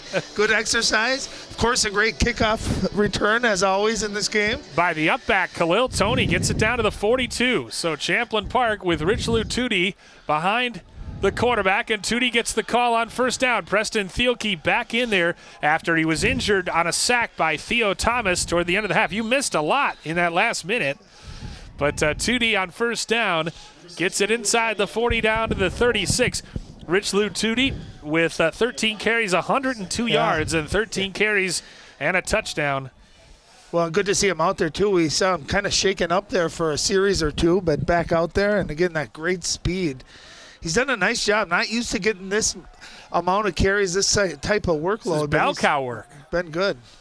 Pistol formation. Thielke looks left, throws, and it's behind. It's dropped. That should have been caught, but it was dropped by Drew Kaluza. Kaluza actually came in and served as the backup quarterback. That was slightly behind him, but I think he would admit that's a catchable ball. Yeah, and again, it's one of those where you're in the middle of the field, knowing contact's coming, you got to concentrate. Watch that one all the way in. That would have been a nice gain, a good pickup there, too. Makes it 3rd and 5 from the 37-yard line. 2 receivers left. Thielke turns and gives to Tootie, and he bounces it outside. He's hoping to get the corner, and he does. He's roped out of bounds, still going. Put my binoculars down for a second. I thought Will Brands had dragged him out of bounds, but Tootie keeps going. Well, he's got that down. That play that quickly just decides, I'm going to get to the outside. He makes a guy miss. Again, pressure in the backfield. Right there, you got a chance to wrap him up. His instincts, not surprisingly, are always to go out of bounds. See, and ultimately Brands did not finish the play. Tootie kept the legs churning. Gets an extra 6 or 7 yards. Yeah, wow. Great effort. And again, not that big, but you can see he keeps those legs driving. So now the football's on the 26. A little confusion. The ball's loose. And Kaluza comes back and dives on it, fortunately for the Rebels. But again, it's a slippery pigskin out there. Well, both coaches, when I talked to them, both said, we got to take care of the football. We got to take care of the football. We can't put the football on the ground. And again, a nice drive going. I don't know if there's some confusion there, if that was going to be a fake handoff or not, but heads-up play by Kaluza there. Great effort getting on that football. Yeah, we've seen multiple times tonight, Ryan, where one team could fall in it and it's kind of squirted away from both teams. But Nick Keenan seemed pretty disappointed by the sloppiness of his team's play. And he's not going to like that, but they still have it. Drive now taking up 2 minutes and 6 seconds and counting. He'll throw, and it's I jumped the gun. I thought that was a sure interception. And Tyler Hand, ironically named because he had no hands there, bounced off him. And in fairness, it is very cold out there for a player with bare hands especially. But boy, he was thinking 6, and I think he just took his eye off it. Well, and he would have had it because there was no one in front of him. That ball, that time, I think Thielke just hanging on to it a little bit too long. Kind of stared down his receiver, well, that slant was there, and you can't hold it and eyeing your receiver. And you're right, that Hand should have had a pick 6 there. One of the young sophomores, again, getting a lot of playing time on this Totino-Grace team. Thielke rolling to his left once more, throwing, and this time it is intercepted by Tyler Hand. One play after he dropped a surefire pick 6, Tyler Hand steps in front of the pass and picks it off. And I'm not sure if something happened after the play. Blake Stahl looks upset. A flag flew. You almost never see that. One play after a player drops a surefire interception. And that one was harder to catch than the other one. He had to go up and get it. Great play. Yeah. Maybe he blew on his hands before the play. Who knows? But well read.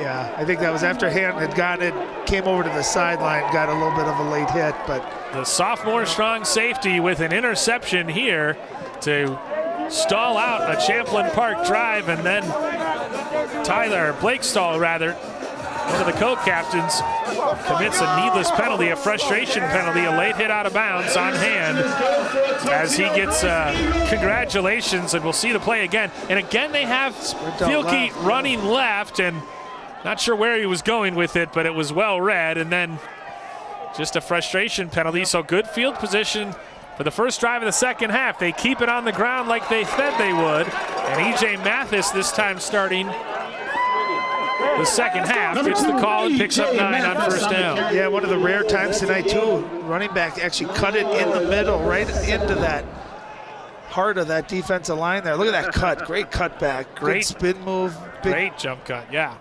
Yeah, and they got a nice little 1-2 punch tonight with E.J. Mathis. And, of course, Justin Kaharski, too, had a big first half. 85 yards and that touchdown. Yeah, and just 6 carries. Again, give to Mathis, and he drags defenders, including big number 76, Magnus Wright. Wright was sort of on the ground, but still, that's a big boy to be dragging as the senior tailback gets first down yardage down to the 40-yard line of Champlin Park. Yeah, and those interceptions, Bill, are just such momentum plays. You can kind of see the offense right now feeding off of that big interception. A couple of run plays, nothing fancy, just up the middle. Good job by those guys up front, the big houses. Well, with that interception, Ryan, now both teams have turned the ball over twice. Yeah, we talked about it again with the weather, with young quarterbacks, right? Decision making and just being sure-handed. Empty backfield. They send Markel Catan in motion, and this time he spins his way inside the 30, pushed forward. First down yardage down to the 28. Number 26, Markel Keaton. Markel Keaton. They've tried that jet sweep a couple times. Remember, they fumbled it in the first half. They managed to hang on this time, and Keaton with a really productive gain. Yeah, and the difference was that first half was out of the shotgun. This one under center, so it's a little bit easier to get that snap. And good timing. Look at the spin move at the end of that run, too. Nice job. Totino-Grace, good rhythm. And, Ryan, there's a reason they're choosing to keep it on the ground, and those two interceptions are the reason why. Especially on a cold night, there's no better time to just pound the rock. Especially when you have a young quarterback making his first start. There's a discussion going on. Jay Anderson disappointed with something that happened. Ultimately, the penalty flag aided them off after the return. And now it looks like maybe their head ref going over to talk to Nick Keenan. I thought he was anyway. He stopped. So had some issues with the clock and the time here tonight. It's been a rather choppy game for numerous reasons. First and 10 from the 29 of the Rebels. Turn and give to Kuharski, and Kuharski falls forward for 3, a couple down near the 25. And you're right, it's been a nice 1-2 punch between Mathis and Kuharski. When you can have two running backs too, Bill, it allows you to stay fresh and stay explosive. And I'll tell you, Kuharski did a nice job. It looked like that ball was actually falling out. If you can see that, the ball was dropping. He did a nice job of just hanging on to that football. And again, taking care of the football, I think the rest of this game is going to be a huge factor. You can understand why they're having tough time holding on to it. It is getting hard on that turf. And that slick pigskin has slipped out a couple times. Kuharski again gets the call, and this time he's met and driven back by a host of Rebel defenders, including Matthew Heinen. Linebacker came in with 11 tackles for loss in this game. Bremer in there as well, along with number 49, Jalen Graham. No gain officially. So 3rd and 9, and they find themselves behind the chains. This is where, that's why you have to be productive on first down if you're going to run the ball. And now they find themselves 3rd and 8 from the 27. Especially with a young quarterback, you want that element of surprise with the pass. This is definitely a passing down, so you know you're going to get pass rush, and that secondary for the Rebels is going to be playing the ball. You got to take care of it here for the young quarterback. Empty backfield, quick turn and throw, and a nice catch out there, short of the first down marker, but that diving catch made by Tyler Wagner, cornerback who starts on the defensive side, making his 5th catch of the season. It was a low snap, but a nice job coming back to the ball and securing it. And a good throw, too. I mean, not accurate, but if you're going to miss, you want to miss to the back outside. Shoulder. Yeah, nothing towards the defense there. So it's an okay throw, a quick throw, and now you set up a 4th down and manageable. Send a man in motion. They'll give it to him. Flag flies, so this one's probably coming back as they hand it to Ketton. They like giving it to Ketton on that jet sweep, using his speed, but definitely in the place where you often see holding called. Chop block, 15 yards. Yeah, that's a big one. That would have been a big conversion. Yeah, and they've had success running that pre-snap motion, that jet sweep. Keaton's got good speed once he gets to the perimeter.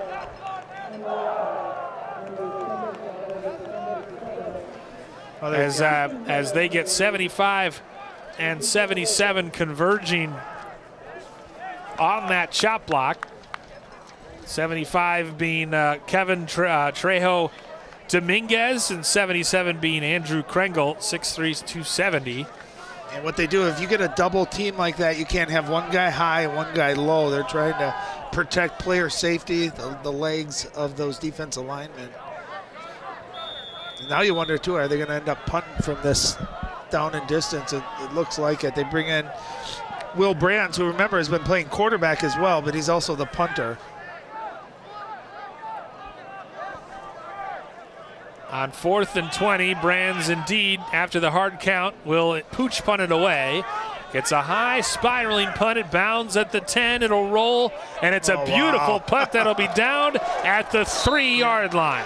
Well, both quarterbacks, Brand and on the other side, Fieldkey, done a nice job with those pooch punts. Yeah, and just all around athletes, right? I mean, you can tell that, and when your punter is your quarterback, there's a real threat to throw as well. You got to respect the fake. So you can't put anyone deep, so there's no return. And you got to get it off quick too, because you're not quite as far back depth-wise as a normal punter. So, yeah, good athletes and really nice job here winning the field position battle. Brand staying out there, of course, to play free safety for the Eagles defense, as it's 1st and 10 from the 2-yard line. Turn and give to Richelieu Tootie, and he's hit low. And a submarine down as Brand sticks his nose in there along with number 25, Colin Rowe. Tootie wearing those glasses, which you don't often see, like the Rec Specs look, the headband and everything. I always think of Eric Dickerson, right? The running back for the Colts and Rams had the goggles. He does manage to get it out past the 5-yard line. So a gain of 4 on 1st down. Great, beautiful jump cut, and he bounces it outside. Brands is blocked. He manages to pick up 1st down yardage.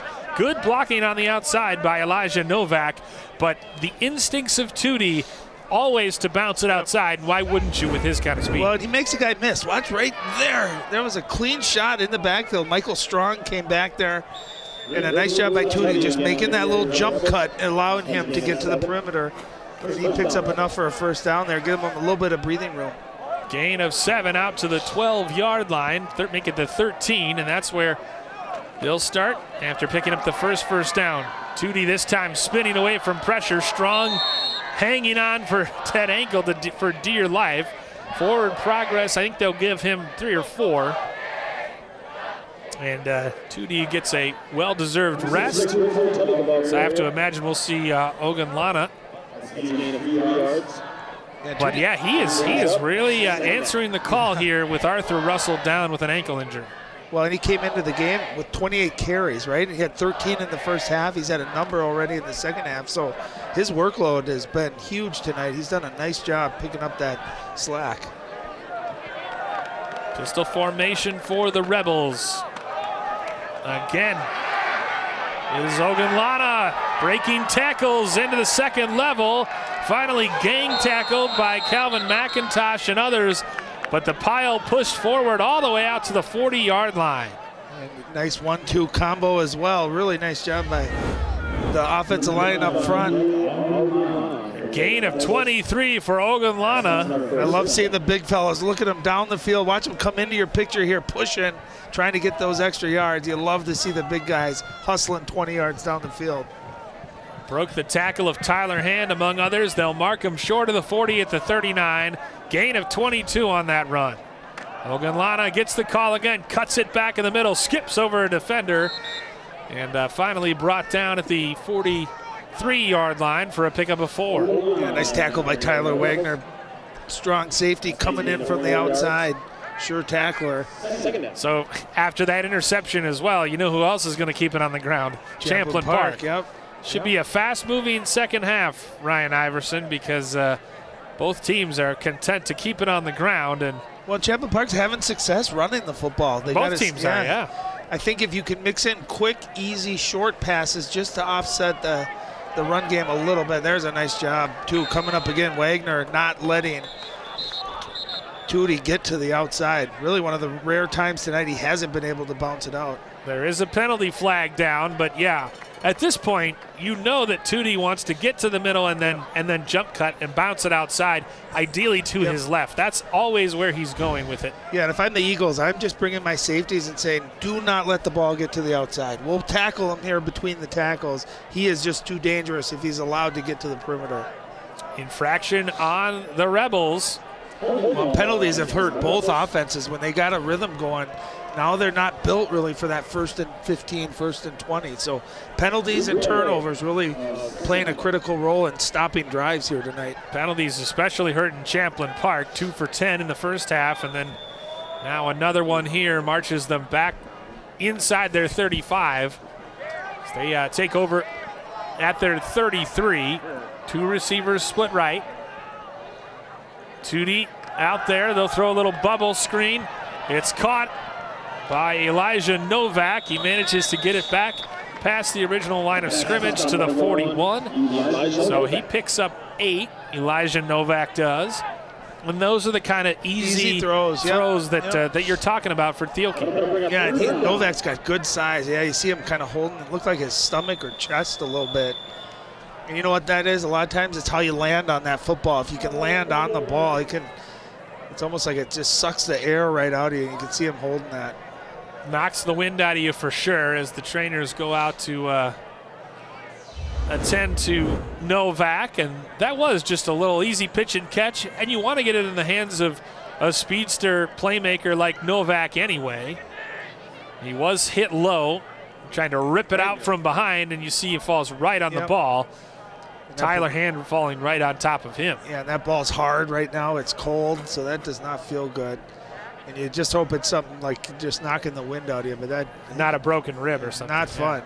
Yeah, Novak's got good size at 6'2", and again, good blocking too by Tut down the field. They've had success running that quick little wide receiver screen.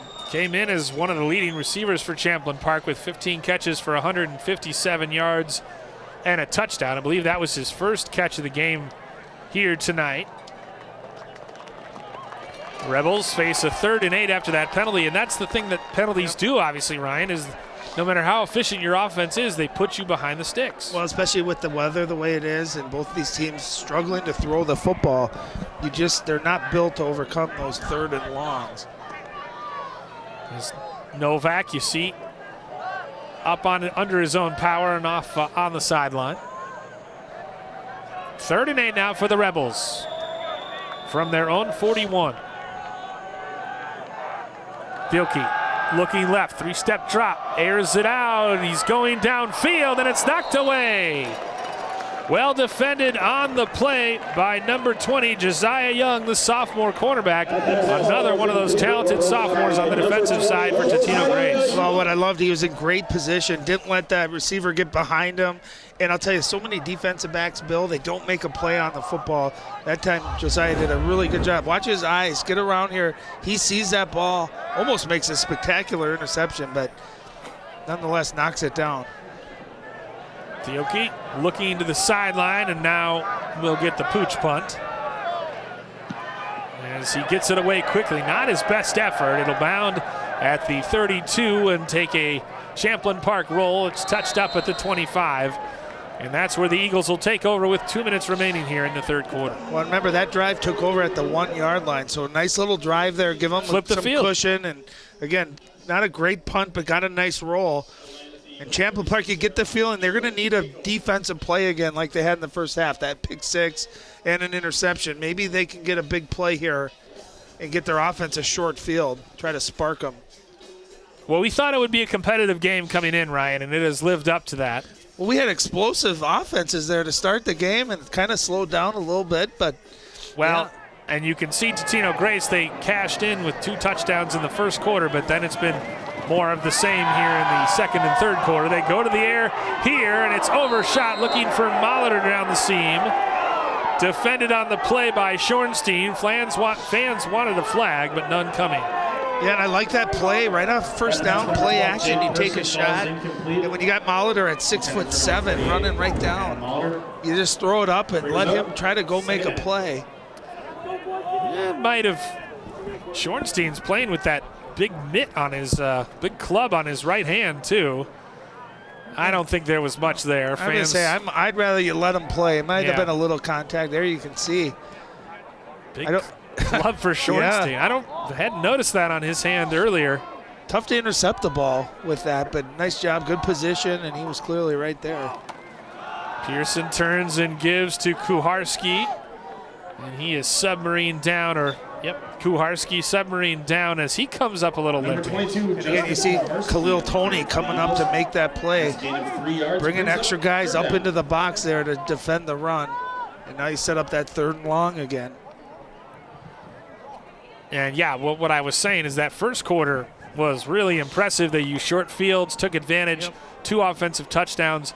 But ever since, it's been a lot of 3-and-outs and turnovers, and it's been the offensive struggles that Totino-Grace has dealt with over the last 5 weeks especially. Well, the good news is their defense has come to play tonight. They're doing a nice job. You got to remember, Champlin Park got the touchdown on the pick 6. Otherwise, really struggling offensively to put points up tonight.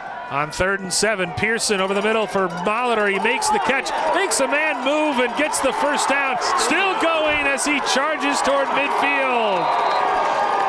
Adam Molitor watched a couple Rebel defenders fly by and then picked up first down yardage and then some, all the way down to out to midfield. A beautiful play there. And a gain of 22 when they needed 7. Yeah, great play call, a little tight end screen, and he get it to the big fella. And watch this little cut right here, Bill. Whoop!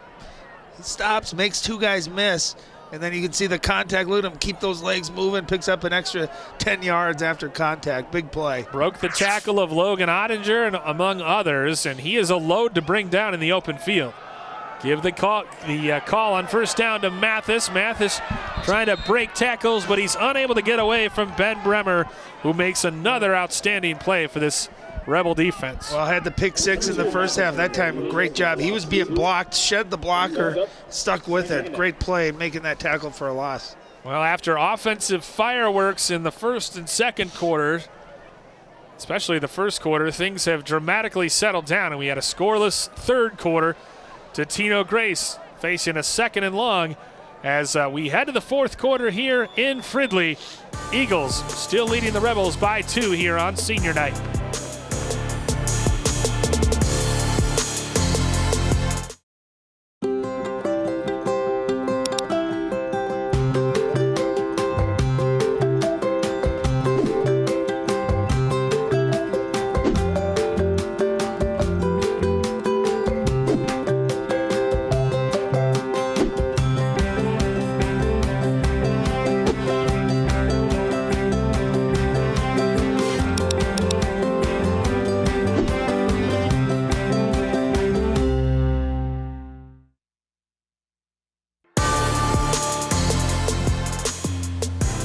Start of the fourth quarter in this Metro Gold North District matchup between Totino-Grace and Champlin Park.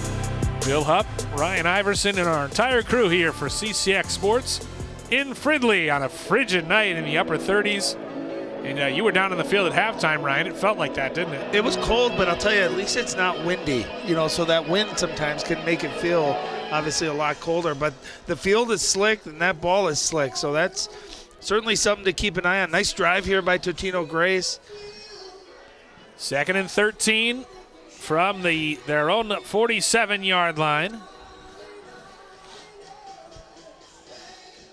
E.J. Mathis, the tailback, under center Nick Pearson, gives to Mathis on 2nd down, churning the legs, dragging defenders into Champlin Park territory. Boy, he just does not quit churning those legs as Shortenstein and Matthew Heinen taken for a ride by Mathis. It's a hard 4 yards picked up by the senior. And one thing I like, too, is he had 2 arms wrapped around that football. Watch Champlin Park come in here. Nice gang tackle, but watch him going for the ball. You'll see here at the end. Great job by Mathis just hanging on to that football. Almost lost it, almost came loose there. Dragging Matthew Bruggers as well, the sophomore defensive end. So the ball's at the 49 of Champlin Park now on 3rd and 9. Empty backfield for the Eagles. Sophomore Jake Pearson takes the snap, airs it out down the right side, well overshot his intended receiver. Now an interesting decision coming up for Jay Anderson. I got to figure at midfield they're going to punt this away the way their defense has been playing. But that's where you got, as a quarterback, got to give Tyler Wagner a chance to make that play. He's 6'4", got that height. Throw it up high, let him try to go make a play. Yeah, just well out of bounds. And now Will Branson as potential quarterback, but most likely a punter. And he does indeed get it away, and it's a good one. Come up to make the fair catch at the 26-yard line. Tutt calling for the fair catch. And that's where Champlin Park will take over 1st and 10. Yeah, if you're Champlin Park, where do you go offensively right now, right? You got Tootie, obviously, that can run, but Totino-Grace done a nice job of kind of limiting the outside, forcing him to run between the tackles. And you get the feeling that Champlin Park needs a big play, an explosive play, to try to spark their offense. I'm no football expert by any means, Ryan, but it seems to me that if Tootie likes to get the ball in space and wants to get the ball on the outside, well then feed him pitches and things like that where he's getting ahead of steam running outside, because he's always looking to bounce it outside as he gets the call on 1st down. And as I say that, that's not Tootie, that's Remy Ogunlana in between the tackles with a nice gain on 1st down. And again, well blocked up front, huge holes there in the middle. And early on, they were blowing the Totino-Grace defensive line off the ball. Not as much lately, not as much in the 2nd and 3rd quarters. And what they got to do is just stay away from penalties, too, that move that chains back. If they can keep getting big wins like that on 1st down, that's huge. Pistol formation, Ogunlana the lone setback, and we've got movement, and I think another false start. This one might be on Blake Stahl. Or could it be on Marcus Magnus Wright? He's so much cooler just because his name is Magnus. And it is big Magnus Wright who flinched, and when you're that big, everybody notices it. Yep. And again, just what you talked about, penalties. Ryan. Penalties, the pre-snap penalties, the mental errors, that sloppiness that Nick Keenan talked about at halftime. So now instead of 1st and 10, it's 1st and 15, and it's untimely penalties hurting Champlin Park tonight.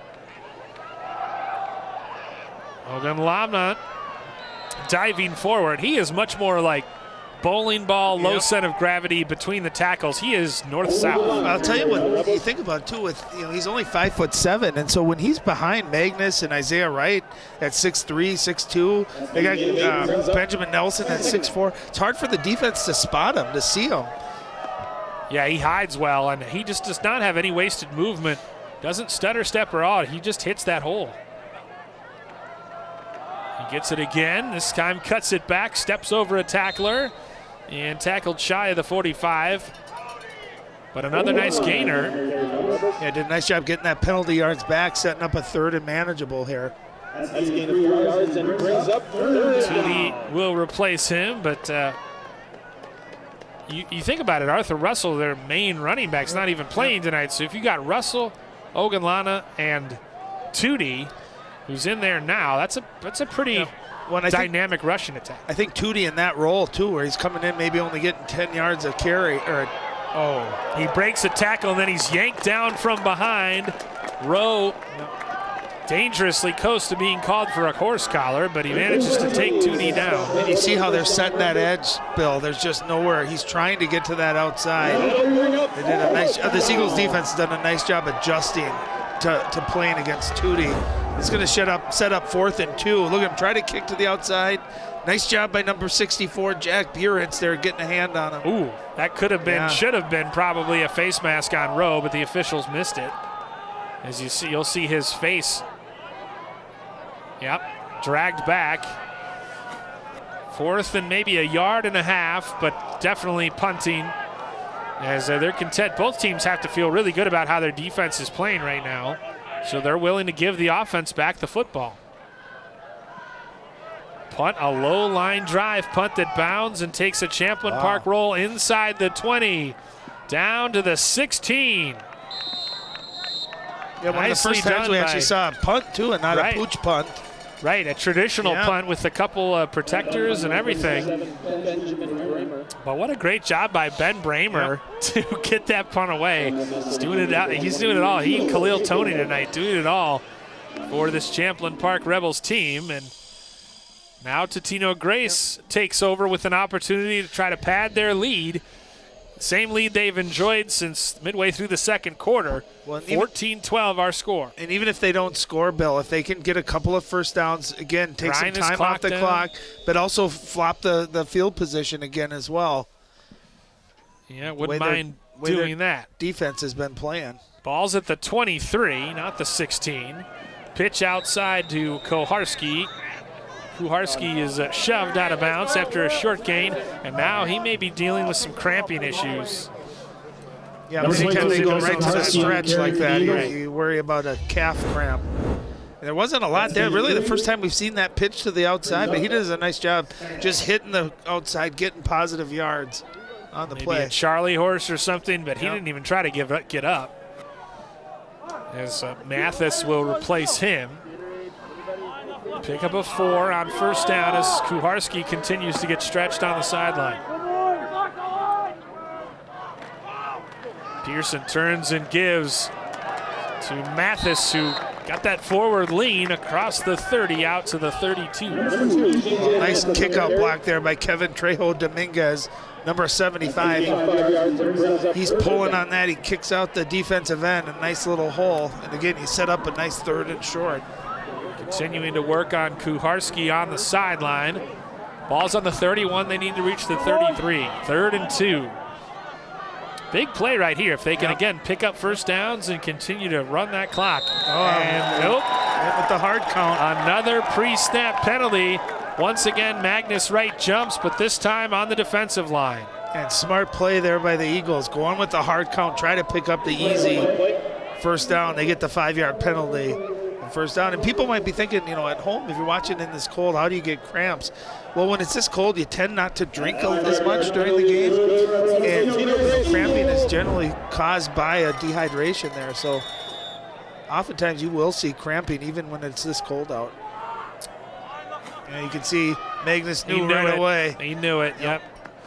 Those are the kind of penalties that if Champlin Park can't come back, Nick Keenan will be talking to his team about in practice this week as Mathis plows forward to the 40 for a gain of 4.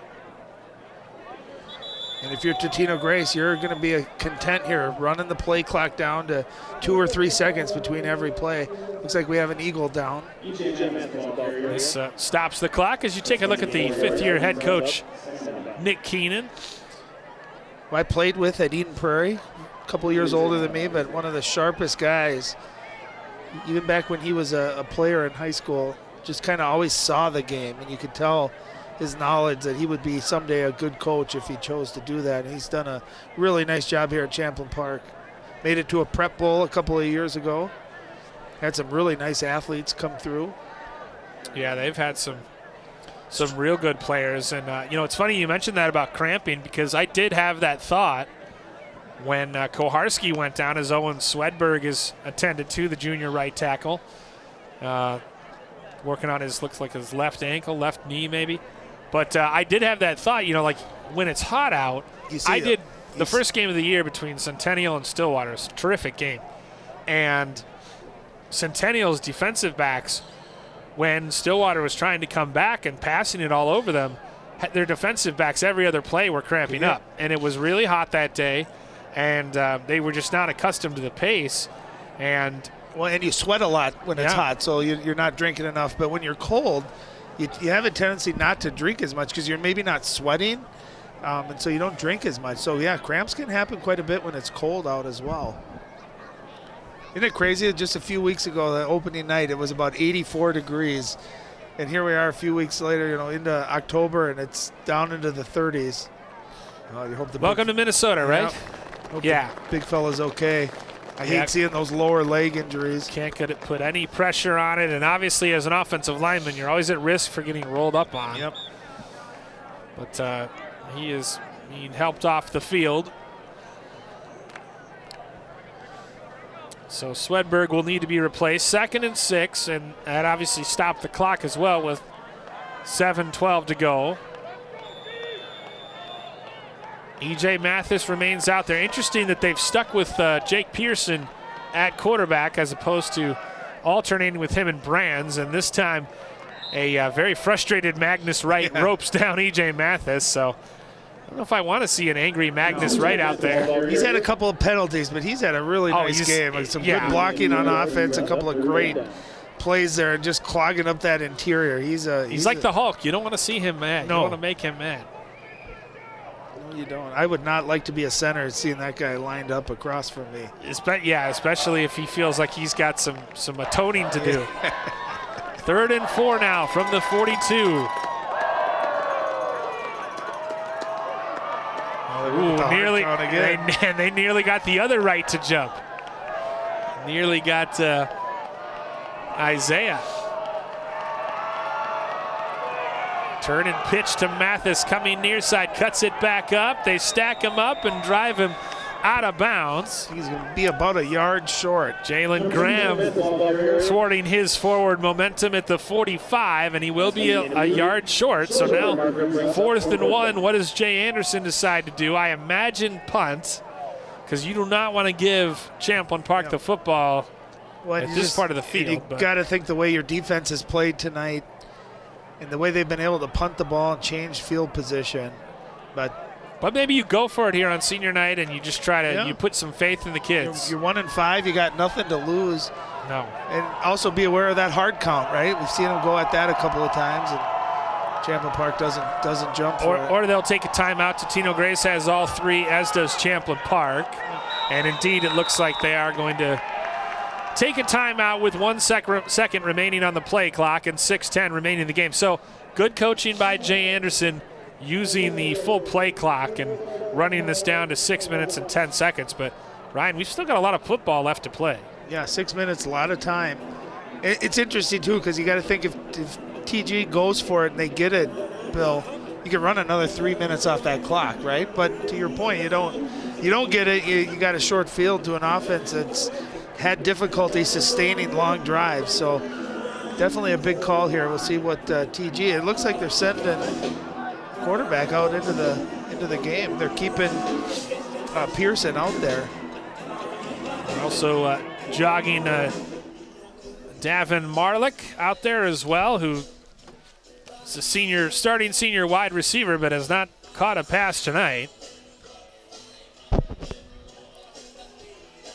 Coming out of the timeout, Nick Keenan looking over things, hoping his defense can rise to the occasion, and they're going to sugar huddle now out of the timeout, and here we go. Quickly up to the line. Now Pearson under center, turns and gives to Mathis, and he's not going to make it. He'll be short. Stuffed at the line. A bunch of players in there. Logan Ottinger, Matthew Heinen, the Wright brothers. Michael Bruggers in there on the tackle. Nice job. Good team defense there. And I'll tell you what, I like the call going for it. I think too. Coach Anderson, you have nothing to lose going for it. You've been able to run the ball successfully tonight. You can see TG's defense getting fired up. But look at the white wall there. Great team tackling. Indeed it was. Bruggers in there, Jalen Graham. Everybody gang tackling to drive back Mathis. They tried to go with the fast, get to the line quickly and hike it. Didn't matter. And now Champlin Park, and Thielke gives to Tootie on first down, and Tootie plows ahead for 5 yards to the 40. Obviously an opportunity here for the Rebels, taking over in Eagles territory. Yeah, and it's complementary football. Your offense gets fired up when your defense gets a big stop like that. So see if the Champlin Park offense here can respond. Plenty of time. You're not worried yet about the clock here. You just got to worry about getting positive yards and getting first downs. And taking care of the football. Thielke gives to Tootie. He bounces it outside. This time he's able to get the edge. Richelieu Tootie knocked out of bounds eventually, but not before he picked up 15 down to the 25. Yeah, we haven't seen him be able to bounce it and get free to the outside. That time, again, that cut right there, and you had one TG guy have a chance at him as you saw Tyler Wagner come in there. And look at that speed to the outside. Big Broke play. A couple tackles, in fact. And you're feeling the momentum here a little bit starting to go to the Rebel side. 5:23 and counting, 1st and 10 from the 25. Give to Tootie. He cuts it back, slips another tackle, spinning his way down, close to first down yardage. He'll be just shy of the 15, but another really positive gain. And if I'm Champlin Park, I just ride my senior running back, Rich Lou Tootie. Yeah, and Tootie, again, not that big, but you can see he does not go down easily. Kind of fights for extra yards. We've seen that a number of times tonight where it looks like he's down, and it might not seem like much, but those extra couple of yards every carry, they add up. Well over 150 yards on the ground now for Tootie, who gets the call again, and this time he's stacked up, manages to get the first down as he falls inside the 15. But unlike previous times, he eventually got stacked up once he got through that hole. Yeah, the key, though, no penalties so far on this drive is he's going to take a quick breather. No penalties to move him backwards. And that's been the key. The penalties have really set them back, especially here in the second half. They just got to keep sustaining positive plays. So Remy Ogunlana, now the tailback in the backfield behind Preston Thielke.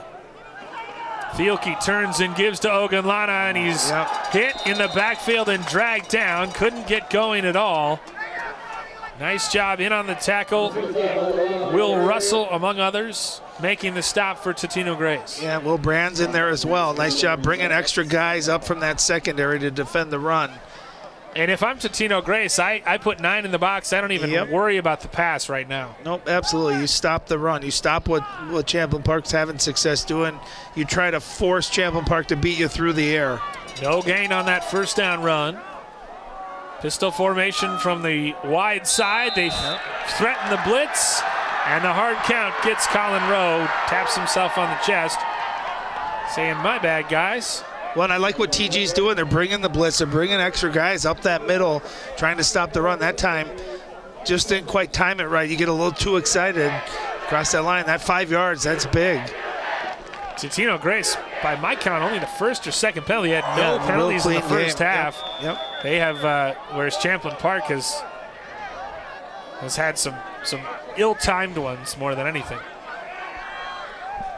Receiver on the far side. Thielke gives. Ogunlana breaking tackles. Dragged down by Brands, another shy of the 5. Will Russell in there as well on the stop for the Eagles. Clock nearing 3 minutes remaining as Champlin Park continues to march down toward that goal line. Yeah, it's going to be about 3rd and 3 here. And you obviously got to figure you're in 4-down territory. Champlin Park has struggled a little bit in the kicking game this year, so you got to figure they're not going to rely on a kick. They're going to try to punch this in. From the 6-yard line, Ogunlana breaking tackles, and he'll be just short of the end zone. Rowe managed to drag him down at the 2, but that'll be enough for a first down as we've got a hobbled Rebel. Harrison Payne, nice job. Look at that push there by that offensive line. Right up the middle, nothing fancy. I have to imagine if he's able, that Tootie will be back in there with first and goal set up at the 2-yard line. Well, Tootie has been so successful getting to the perimeter. But I'll tell you, Remy Ogunlana has been really good between the tackles tonight. And short down and distance, I don't wonder if they just stick with him. Ogunlana in the backfield. Turn and give it to him between the tackles. Oh, I thought he was in. Oh, they're going to from mark up him. here. It looked like it, didn't it? Well, yep, and a couple of the players raised their hands as well, but it's 2nd and goal as he's down at the half-yard line. Yeah, timeout to Totino-Grace. Smart play here. Stopping the clock, trying to save some time here. I thought, gosh, he had the momentum going forward. Oh, he was close. Yeah. Good push, though, by Totino right at the end there. But he had to be about at the half-yard line. Watch. Remember, it's forward momentum. You see him right there. His arm was, but the ball was behind it. Yep, so good job by the officiating crew there. And I'll tell you, good strength. I couldn't see who had a hold of him, but did a nice job pulling him back. You know what I like that he did, Ryan, is he didn't reach the ball across. Risk losing the football, absolutely. How many times in college this year have we seen players reach the ball across only to have it swiped away? Especially with it being slippery, too. He had that tucked tight, and gave himself a chance here. So the ball's spotted at the 1 now on 2nd and goal. Do you remember earlier in the game, Totino had the ball, and we saw the quarterback sneak by Will Brands, right? I don't like the shotgun when it's this short because it allows that penetration to come. This is where I'd like to see a quarterback get under center and get that foot with the quarterback sneak. Well, and Thielke had 3 rushing touchdowns last week. Yeah. All on the quarterback sneak. So it's certainly something that they're marked like it pretty far back. I thought it was going to be a little bit closer than that. Out of the pistol formation with the ball on the half-yard line. He's going underline. On the 1. Yep, Thielke takes it, follows his blockers, and scores a touchdown for Champlin Park. Over right tackle, Preston Thielke, right guard, I suppose. He gets across, in from 1 yard out, and the sophomore puts Champlin Park back on top. I love that. You got the size advantage up front with your offensive line. Don't allow the quickness, the penetration in the backfield by going shotgun there. Great call, touchdown. A good response here by Champlin Park. And he's 6'3", too, so he's that a big fella, 6'3" frame just has to stretch across. Now they'll go for 2 to try to make it a 6-point lead. It's 18-14. Champlin Park takes the lead with 2 minutes and 16 seconds remaining, 4th quarter. You give me a big quarterback like that, you give me the Wright brothers, I'll take my chances on a quarterback sneak every time. Thielke rolling right this time, throwing the out route. Nice. It's caught for the 2-point conversion. Novak hauls it in on the out route, and it's 20-14 now, Champlin Park. Oh, that was a great call. Nice, easy, and this time he rolled to his right, his strong hand. But I'll tell you what, that was a great route by Novak. He slanted in like he was going to run a slant, then cut back out. And good timing, a little bit of oomph on that throw, too. Champlin Park fired up. Rebels score the first points of the second half with just minutes remaining here in the football game. Yeah, there's that quarterback sneak. Look at the push. Look at those white jerseys. 3 yards into the end zone.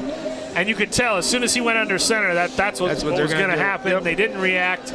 And like I said, when I was watching highlights of Champlin Park earlier this year, Thielke, they do that several times when they're in this close. And it makes sense because when you're out of the shotgun, as you see the 2-point conversion here, solid catch just over the goal line, and Novak gets it in for 2 to give the Rebels a 20-14 lead. That's a great route. You'll see, guys, even in the NFL, that's a tough route to defend because you got to respect the slant, and you got no help over there and a quick out. And they finally rolled him out to the right, to his strong side. You could see how much more he got into the throw, too. When you're rolling to your right, you can kind of get your torso into it. You're not throwing across your body. There you go. Yep. So that makes complete sense. And just a really nicely called offensive series by the Rebels, who took advantage after Jay Anderson had gone for it. Well, their defense gave them the football in an advantageous field position. I was going to say, I think the momentum of that stop really carried over offensively. Really good complementary football there. Preston Thielke with his 4th rushing touchdown of the season and a flag. Yeah, I think offsides there on the kicking team. Yeah, false start. Boy, the special teams penalties too. There are penalties at all 3 levels for Champlin Park tonight. If Champlin Park ends up winning this game, Bill, I think they're going to feel like we were maybe outplayed for the majority of this game, but still found a way to win. And that's something that when you're having a struggling year, down 2-4 coming into the game. These are the kind of games though that you love to win as a coach because there's a lot of teachable things from it, but you still walk away with a win. Rebels looking to move to 3-4 on the season. Totino-Grace and Jay Anderson at risk of falling to 1-6 and suffering their 6th consecutive loss after starting the season with a victory at Mounds View. But still plenty of time to go. Eagles just trailing by a touchdown. And two timeouts remaining for Totino-Grace, or just 1. Beg your pardon, Champlin Park with all 3, but Totino-Grace with just 1 timeout now as they squib it. And the bounding football's received at the 32. A lot of room to run on the near side. The speedster knocked out of bounds. Markel Keaton, the guy they want with the football in his hands, gets it out past midfield. And that was about as good good a result outside of a kickoff return for a touchdown that Totino-Grace could have asked for. Well, and TG has had a couple of nice returns tonight, setting up good field position. That almost looked like it could have been a disaster there, but nice job by Keaton. And then it looks like he got shot out of a rocket. And you get the ball midfield, so you got a short field, you got plenty of time. Remember, 2 first downs in high school, stop the clock for a few seconds, so more than enough time here. You don't have to try to get it all in one play or through the air. You can stick with what works and running the football too. Champlin Park chooses to take a timeout after they came out with 5 receivers and no tailbacks. As we look at the remaining schedule for both teams, Champlin Park hosts the Anoka Tornadoes. Totino-Grace travels to White Bear Lake. How about that Thursday at 1? The rare Thursday afternoon game. Yeah, with MEA this week, playing a day game. It always throws you off, though. I can tell you, I've played in a couple of those in high school, and it just never felt right, even though, I mean, they're still fun. You're still playing the same game, but that whole timing gets thrown off a little bit. And then how funny is that? We're already to the state tournament time or playoff time. Hard to believe. Season 6A tournament. Flies by. Yep, 6A tournament begins October 28th. And have to imagine both these teams will have, pretty challenging opening round games.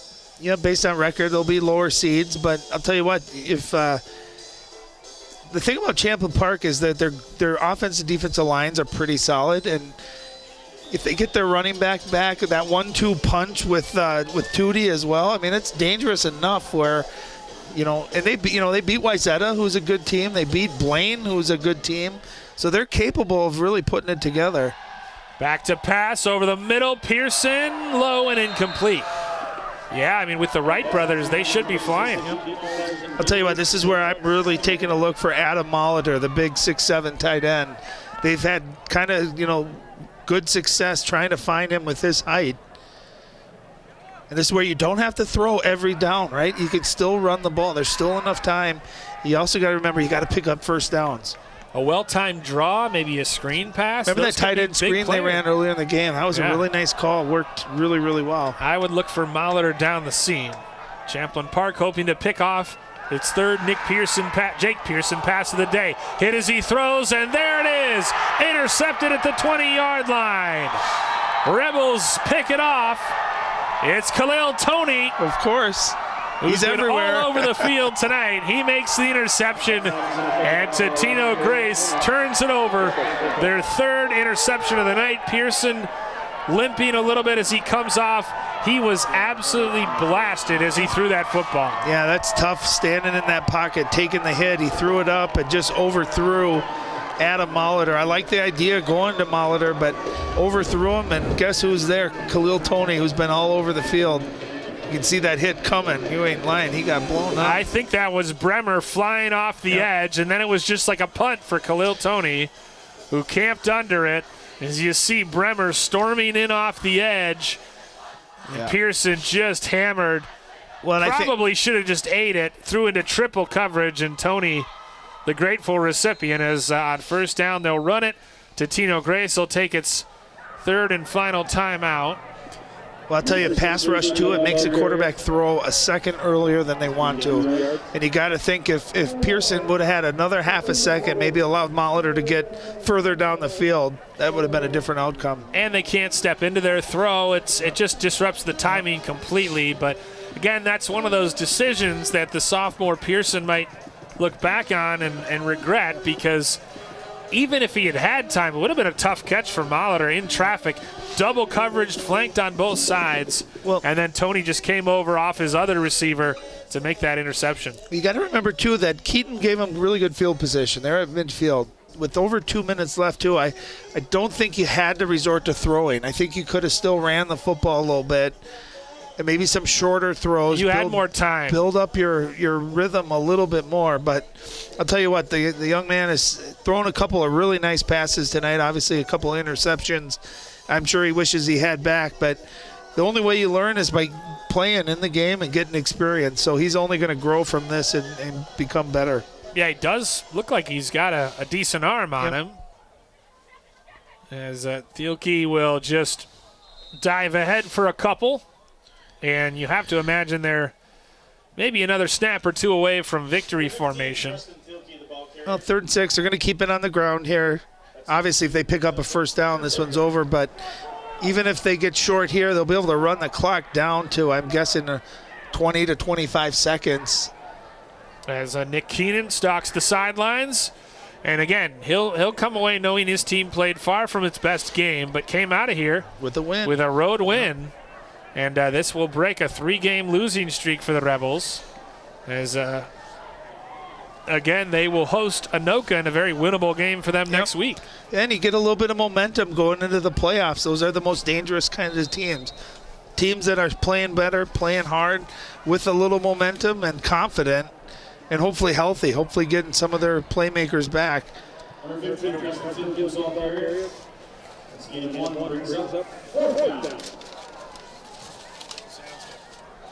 4th and 4, 42 seconds remaining.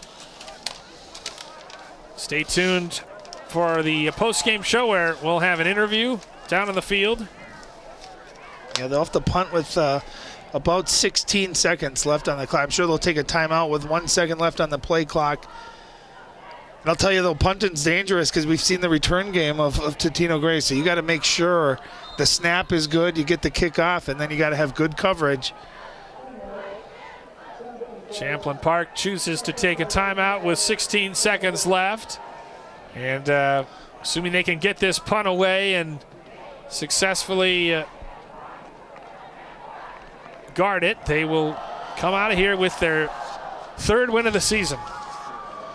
Yeah, and again, just, felt like Totino-Grace had outplayed them for the majority of the game. But I'll tell you, if you can find a way to win these kind of games on the road, that big 4th down stop right around midfield, and then their offense came in and really all through the ground. Tootie with a couple of nice runs. Hogan Lana with some nice runs, and then, of course, the quarterback sneak that got him into the end zone. But yeah, they won this game on the ground. We don't have official stats. We'll try to get some by the end of the game. But they had 122 yards at halftime, so imagine they're upwards of 200 plus, 225 as a defensive score and 2 rushing touchdowns tonight might be enough for Champlin Park. Punt will be sent away, and it's a low snap, and they fall on it. And Totino-Grace still has life. No timeouts and 9 seconds, and the clock has stopped with 12.5 seconds remaining in the game. Well, there you go. We talked about the snap, right? You got to still get the snap down. Ben Bremer, who had the pick 6, couldn't handle the low snap, and he decided to just fall on it. He was swarmed under, and now Totino-Grace takes over at the Champlin Park 19 with 12.5 seconds left. And 2 end zone shots, maybe? I mean, we'll see, but now Champlin Park's defense with a little more work to do to get out of this one. Yeah, pass rush. That young man right there is going to be unleashed. And this is where defensively you can't let anyone behind you tackle anything in front of you. And I don't know if TG will have enough time to get a second playoff here if they are tackled. So I'm sure you're taking a shot either at the sideline or down in the end zone. Champlin Park will no doubt use its timeout. Oh, delay of game. Oh, wow. That is killer on Totino-Grace. And maybe a little harsh coming out of that turnover. That was a quick play clock start. So it marches him back to the 24 and just makes this that much more difficult. You see the center of the field wide open. 2 receivers right. Thielke throws it up, and it is caught. No! Touchdown Totino-Grace! Tyler Wagner! Oh, my goodness. A 24-yard touchdown catch with 6 seconds left in the football game has tied it at 20. Wow. Oh, there's a flag. There's a penalty. Oh, but there's a flag down in the field in the backfield. And this one might be coming back. And the fans' reaction says it all.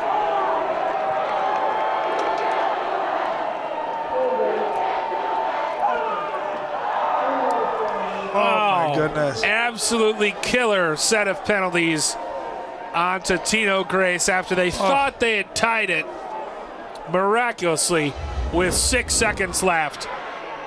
They're called for holding. I think they. And indeed, yeah. I believe it was big number 54. I thought it was maybe 77 as well. Andrew Kringle trying to defend Magnus Wright. So still one last gasp for Totino-Grace. And you got to give them time. You got to give your quarterback time here to get everyone down the field. Will Brands lets it go, and it's intercepted, picked off for the 4th time tonight, and that'll do it. Champlin Park comes on the road and earns their 3rd victory of the season in come-from-behind fashion, 20-14 over Totino-Grace on senior night. The Rebels celebrating, Totino-Grace distraught after they thought they had tied it with 6 seconds left, only to have the play taken off the board thanks to a holding call. And the Rebels hang on, led by Richelieu Tony. Here's the last play. Come in, and it is intercepted. Schornstein, his 2nd pick of the game, ends it as Preston Thielke congratulating, going through the handshake line. 20-14 the final score here. The Rebels celebrate coming on the road and earning their 3rd victory of the season, breaking a 3-game losing streak in dramatic fashion thanks to a defensive effort that shut out Totino-Grace the last 3 quarters and intercepted the Eagles 4 times.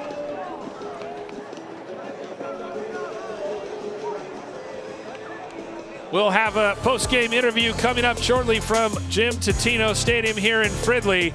Back in a second. The final, Champlin Park 20, Totino-Grace 14. Interview coming up here on the field from Jim Totino Stadium. This is CCX Sports.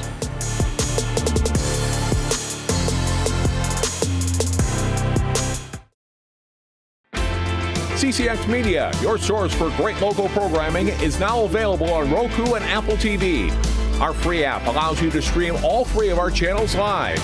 You'll also have access to a large on-demand library, including daily newscasts and full sporting events.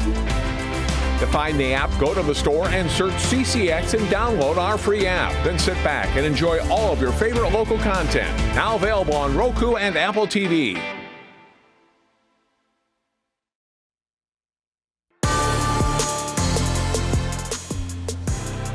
Back here at Totino-Grace High School, Jim Totino Stadium, in this Metro Gold North District battle that had been split the last 6 years, 3-3. Champlin Park comes on the road. They score the only points of the second half with 2 minutes and 16 seconds remaining in the 4th quarter, and they come away with a hard-fought 20-14 victory on the road over Totino-Grace. Champlin Park improves to 3-4 on the season. Totino-Grace falls to 1-6. Ryan Iverson down in the field with a post-game interview. Thanks, Bill. I'm here with Ben Bremer. Ben, talk about that last play there. You're rushing the passer. You see him complete the pass. Are you thinking, oh my gosh, we just gave up the game-winning touchdown? Yeah, after I saw that missed tackle, I mean, I turned my head, and it's a really sad moment because I was like, we played tough that second half, and I looked back, and I was just shocked that they scored. So it was really nerve-wracking at that point. Well, it was a game kind of where I don't think you guys played your best. You had a couple guys out with injury, but you managed to win one on the road. How's that feel for this team? It feels really good. You know, we were on a losing streak, and we just need to keep bouncing back. I think this game was a huge momentum switch, you know, so we can keep it going, you know, the rest of the season and forget about those last couple games. Well, let's talk about you. You come back tonight after missing a couple of games. Pick 6. How fun was that? Dropping in coverage, not only catching it, but seeing nothing but green in front. What did that feel like? Man, that felt awesome. You know, when I saw that, I beat that, saw that one defender miss. I was like, it's all open, and I just gotta give credit to my DN on that because if he didn't hit him, you know, that would not have been the case because honestly, I was in the wrong spot. But you know, that doesn't matter. So it was just a crazy, crazy play on that one. It felt great. Offense struggled tonight. You guys get that big 4th down stop, which led to the game-winning touchdown. How big was that 4th down stop for your defense? Man, that 4th down stop, that was the game. You know, coaches in the huddle, they're saying, this is the game right here. You know, if we stop them, we can win. We're going to stop them, turn around, score. So that's exactly what we did. And there's a play, too, where you hit the quarterback, and it cost him to have to throw an interception. We replayed it a couple of times. You got a good shot in on the quarterback. Do you remember what play I'm talking about? No, I do not. Well, there's a lot of plays. I know your team was happy to have you back. Congratulations on a great win. Thank you. You betcha. All right, back to you, Bill. Awesome. Thanks, job, bud. Thanks for that post-game interview. Thanks to Ben Bramer for joining us. His pick 6 in the second quarter was a big momentum changer, kept Champlin Park in this football game, and their defense did the rest, intercepting Totino-Grace 4 times, and the Champlin Park offense rushed for 251 yards, led by Rich Lou Tootie, and his 24 carries, 171 yards, and a touchdown. Tonight in a backup role, he came on.